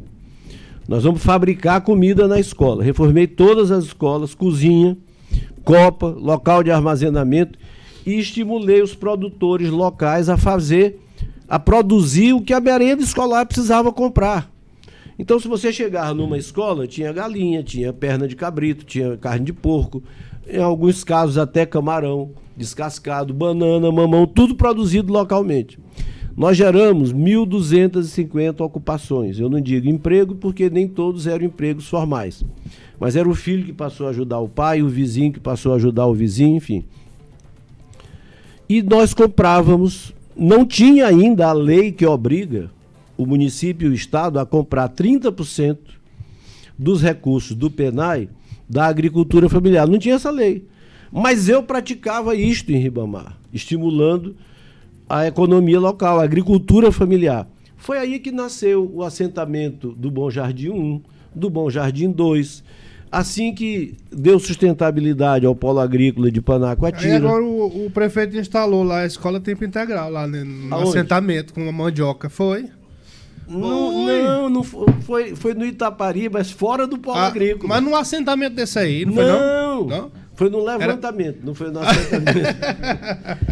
Bom, mas aí, eu quero dizer o seguinte, pode dar certo. Basta ter competência, vontade política, responsabilidade, honestidade, aplicação correta do recurso público, pode dar certo. Outro ponto que eu queria falar era sobre o Araçagi. Araçagi e região. São Luís cresce para dentro de Ribamar, não tem jeito. Essas avenidas, a MA 203, que é a Avenida do Araçagi, a General Arthur Carvalho, aqui onde a gente está, depois a Avenida da Senhora da Vitória, que entra pelo Parque Vitória, aí depois do Coatrac 4 para o Coatrac 5, né? E isso aí vai até lá no Jardim América, quando você passa de São Luís para Ribamar, chegando na região da Mata, do Santana e tal, e depois lá em Jussatuba, né? Gente, não tem escapatória. Não tem escapatória. Dessas regiões todas, é preciso trabalhar o Araçagi, porque o Araçagi é que recebe as famílias de renda mais alta. Por isso que nós instalamos uma regional do município lá no Bacuri Center. Para quê? Para o sujeito, para o cidadão, para o contribuinte. Morador da regional. Morador, aí, ó. né? E tu paga lá teu IPTU? Mas a rua não existe, mano. Ah, tu paga, mas a rua não existe. Por exemplo, as ruas que tem asfalto a gente fez, não se fez toda, mas assim, é preciso olhar isso com muito cuidado.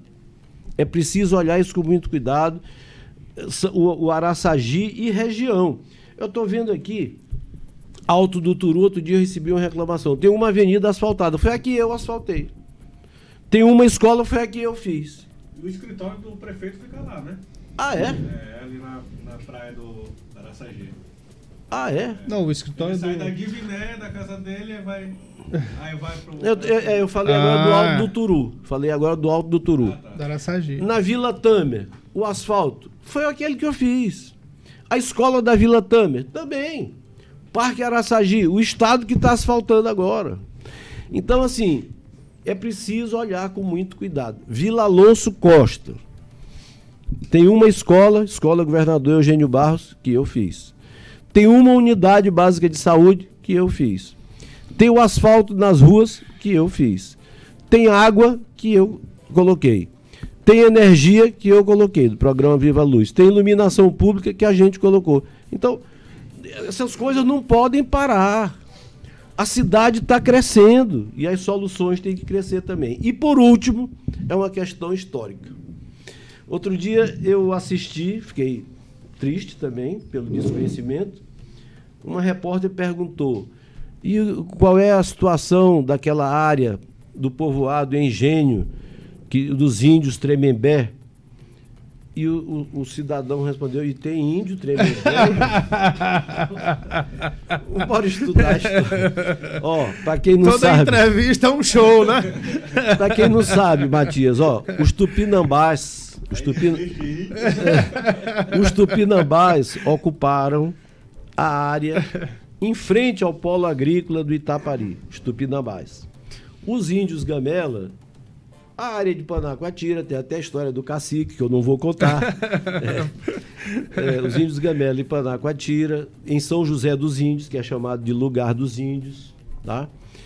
Os Tremembé, lá em frente ao Nova Terra. Lá em frente ao Nova Terra, aquela área está em litígio, em discussão, eu não sei quem tem razão, se é o suposto proprietário ou se é a União, mas era ali. Era ali. Então é preciso colocar nas escolas. Eu mandei editar um livro quando eu era prefeito, São José de Ribamar, Nossa Cultura, Nossa História, Nossa Gente. Porque os professores não são obrigados a saber. Então eles têm que ter uma orientação, mas isso é política pública. Se não houver essa política pública de valorização da história local, da cultura local, o Tiago falou da Dona Zenite. Dona Zenite era a avó dele. Era a médica, a farmacêutica, era tudo na sede de Ribamar. Mas hoje Ribamar tem quase 80 bairros. Então é preciso ter essa visão holística, essa visão conjunta, inclusive das tradições indígenas de Ribamar. Vamos estudar Ribamar. Se a gente estudar, a gente dá conta. O mínimo, né? O mínimo. Pelo menos conhecer a gestão. Já tá bom demais, né? Exatamente. A geografia e a história da cidade. Agora, eu vou pedir uma história sua rapidinha pra você contar aí pra gente fechar. Isso foi lá na sua primeira eleição. Eu não vou me lembrar aqui do nome da escola e tal. Mas aí você perguntou sobre essa determinada escola e o seu concorrente, que é o atual prefeito, se atrapalhou todo nessa escola. Eu lembro. Como é Acho que é foi essa história aí? na segunda eleição. A segunda, né? É. A reeleição, no caso. Foi do caso da reeleição, foi um debate na TV Mirante. Isso. Apareceu na porta da minha casa, embaixo da porta, um envelope pardo, tamanho A4, com uma documentação que era uma prestação de contas do mandato, do primeiro mandato do atual prefeito. O primeiro mandato foi de 93 a 96. E era uma prestação de contas de uma suposta escola num povoado Itapariatim. Eu sei onde é o Itapariatim. Ele fica por trás da Vila São José. Você tem acesso por São José dos Índios, indo direto ali, Tiago, na Avenida Doutor Frazão, lá embaixo e tal, em frente à Vila Rosiana. Mas eu sabia que ali não tinha escola. Modéstia à parte, eu conheço todos os bairros de Ribamar. Como estão e como eram. Até os que tinham índio Tremembé. Eu passei 8 anos estudando Ribamar e resolvendo se eu ia ser prefeito ou não. Eu fiquei tão triste com o que eu vi em 1996, quando o saudoso prefeito J. Câmara me chamou para ajudá-lo na reconstrução do hospital, e eu fui me inteirar das coisas, eu fiquei muito triste. E eu já era morador de Ribamar, e alguns amigos começaram a estimular, não, o senhor devia assumir a prefeitura e tal. Bom, eu fiquei, assim, como se diz hoje, fiquei passado com essas histórias, né? E aí aparece esse negócio da escola. Eu já tinha ido várias vezes. Aí, campanha é campanha, né? Eu mandei filmar, mandei entrevistar a comunidade e perguntar para a comunidade se algum dia tinha havido uma escola ali, no Itapariatim, porque a prestação de contas estava assinada pelo chefe do Poder Executivo, pelo prefeito. Uma escola de 5 salas de aula. E para debochar, anexa à prestação de contas, uma declaração de que a escola estava construída e que estava contribuindo sobremaneira para a melhoria da qualidade do ensino. Olha, a minha equipe foi lá. O cidadão talvez não esteja mais entre nós, talvez Deus já tenha chamado, era bem idoso, tipo o fundador assim, do lugar. Ele ficou indignado quando a equipe perguntou para ele pela escola e pela presença do prefeito. Ele disse, esse sujeito nunca esteve aqui, fazer escola para quê? Os meninos daqui estudam em São José dos Índios e tal. E eu fui obrigado a levar isso para o debate. Para provar, eu tenho esse documento. Até hoje eu tenho esse documento. Claro, eu cumpri minha obrigação, denunciei para a Polícia Federal, para o Ministério Público Federal, para o Ministério da Educação, para o FNDE, que foi recurso federal, o provedor do recurso federal, né? Fiz minha obrigação. Não corri atrás de bandido, nem de ladrão, não era meu papel. Mas fiz isso. Então, são coisas que marcam, Matias, que não podem mais acontecer. Aí eu chamo a atenção, dia 6 de outubro. Eu não estou aqui para pedir voto para ninguém, mas eu estou aqui para lembrar o seguinte: dia 6 de outubro é o dia da reflexão. Você não pode escolher um candidato porque lhe deu R$100. Você não pode escolher um candidato porque lhe deu um emprego ou um falso emprego, daqueles que o ladrão mete a mão no bolso e lhe dá o dinheiro do fim do mês, prometendo que vai efetivar você. Não. Ele quer enganar você, engane ele também. Diga que vai votar. Mas não vote. Pense no seu filho. Pense no seu neto. Pense na saúde do seu pai idoso, da sua mãe idosa, na sua saúde. Pense na cidade que a gente tem o direito de ter melhor do que é. Então, no dia 6 de outubro, é o dia da reflexão. Se você parar para pensar, a eleição de prefeito é mais importante do que de governador e do que presidente de república. Porque as pessoas chamam o prefeito pelo nome. As pessoas elogiam o prefeito quando a rua está asfaltada e insultam o prefeito quando tem um buraco na porta de casa, quando falta merenda na escola, quando falta remédio na unidade de saúde, quando a ambulância do hospital não funciona. Então, escolha bem. Eu peço aos meus conterrâneos ribamarenses.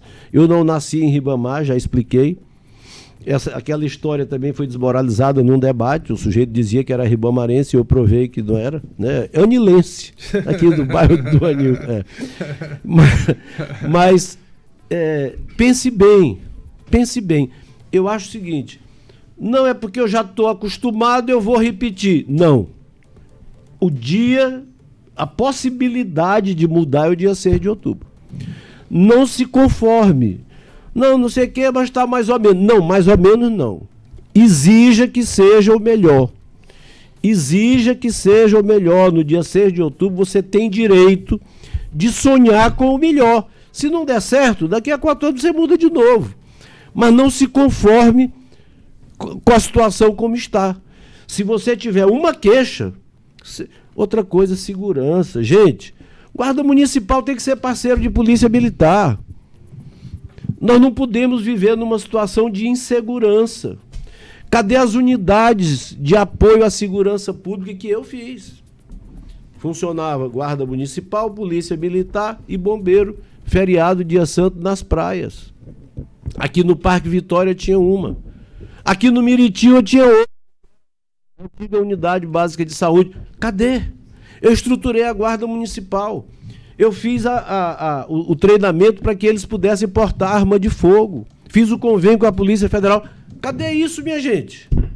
Pelo amor de Deus. É uma guarda municipal com 300 indivíduos, entre homens e mulheres. O povo está pagando isso. Custa caro. Custa caro. Então, eu não estou falando só de município A, B ou C. Estou falando para todo mundo. Não se conforme. Se você não acha que está bem na saúde, na educação, na infraestrutura, na segurança, mude. Vote para mudar. Vote para mudar. Se não der certo, daqui a 4 anos você muda de novo. Isso vale também para a escolha do seu vereador. Porque claro, ele é um agente importante. Importantíssimo. Nessa questão do link dos serviços públicos para a sua comunidade, né? Eu tenho percebido, eu ando nos bairros acompanhando a campanha do tal candidato que nós apoiamos, que o governo apoia, o grupo do governo apoia, e as pessoas têm me reclamado muito da ausência de alguns vereadores de mandato. Não, eles só vêm aqui para puxar saco do prefeito. Eles só vêm aqui para não sei o quê. Não, gente, vereador não é para isso. O deputado Hildo Rocha define muito bem. Ele disse que o vereador é aquele que vê a dor. Por isso que o nome é vereador. Não é moleza ser vereador, não é moleza ser prefeito, não é moleza ser vice-prefeito. Agora, o patrão é o cidadão. Você só fica com aquele gerente que você contratou para tomar conta do seu município se você quiser. Se não quiser, demita. Tudo bem, seu Pedro, Cláudio, Thiago... Gostei da gravata do Pedro aí, ó. Vai estar muito estiloso esse rapaz. Então, Luiz Fernando, muito obrigado pela presença e vai ter que ter outro dia aqui pra gente continuar a conversa, né? Tem muita coisa pra conversar. Tem. Depois que a gente estiver em off, eu vou fazer um comentário sobre a gravata. Boa noite. Até uma próxima oportunidade. Boa noite, queridos amigos e amigas de todo o Maranhão, especialmente, e do Brasil também. Essa televisão online vai em todo canto, né? Especialmente da minha querida cidade, São José de Ribamar. Daqui a pouco eu tô aí. Muito bem. Acabamos de apresentar Cheque Mate, o jogo do poder.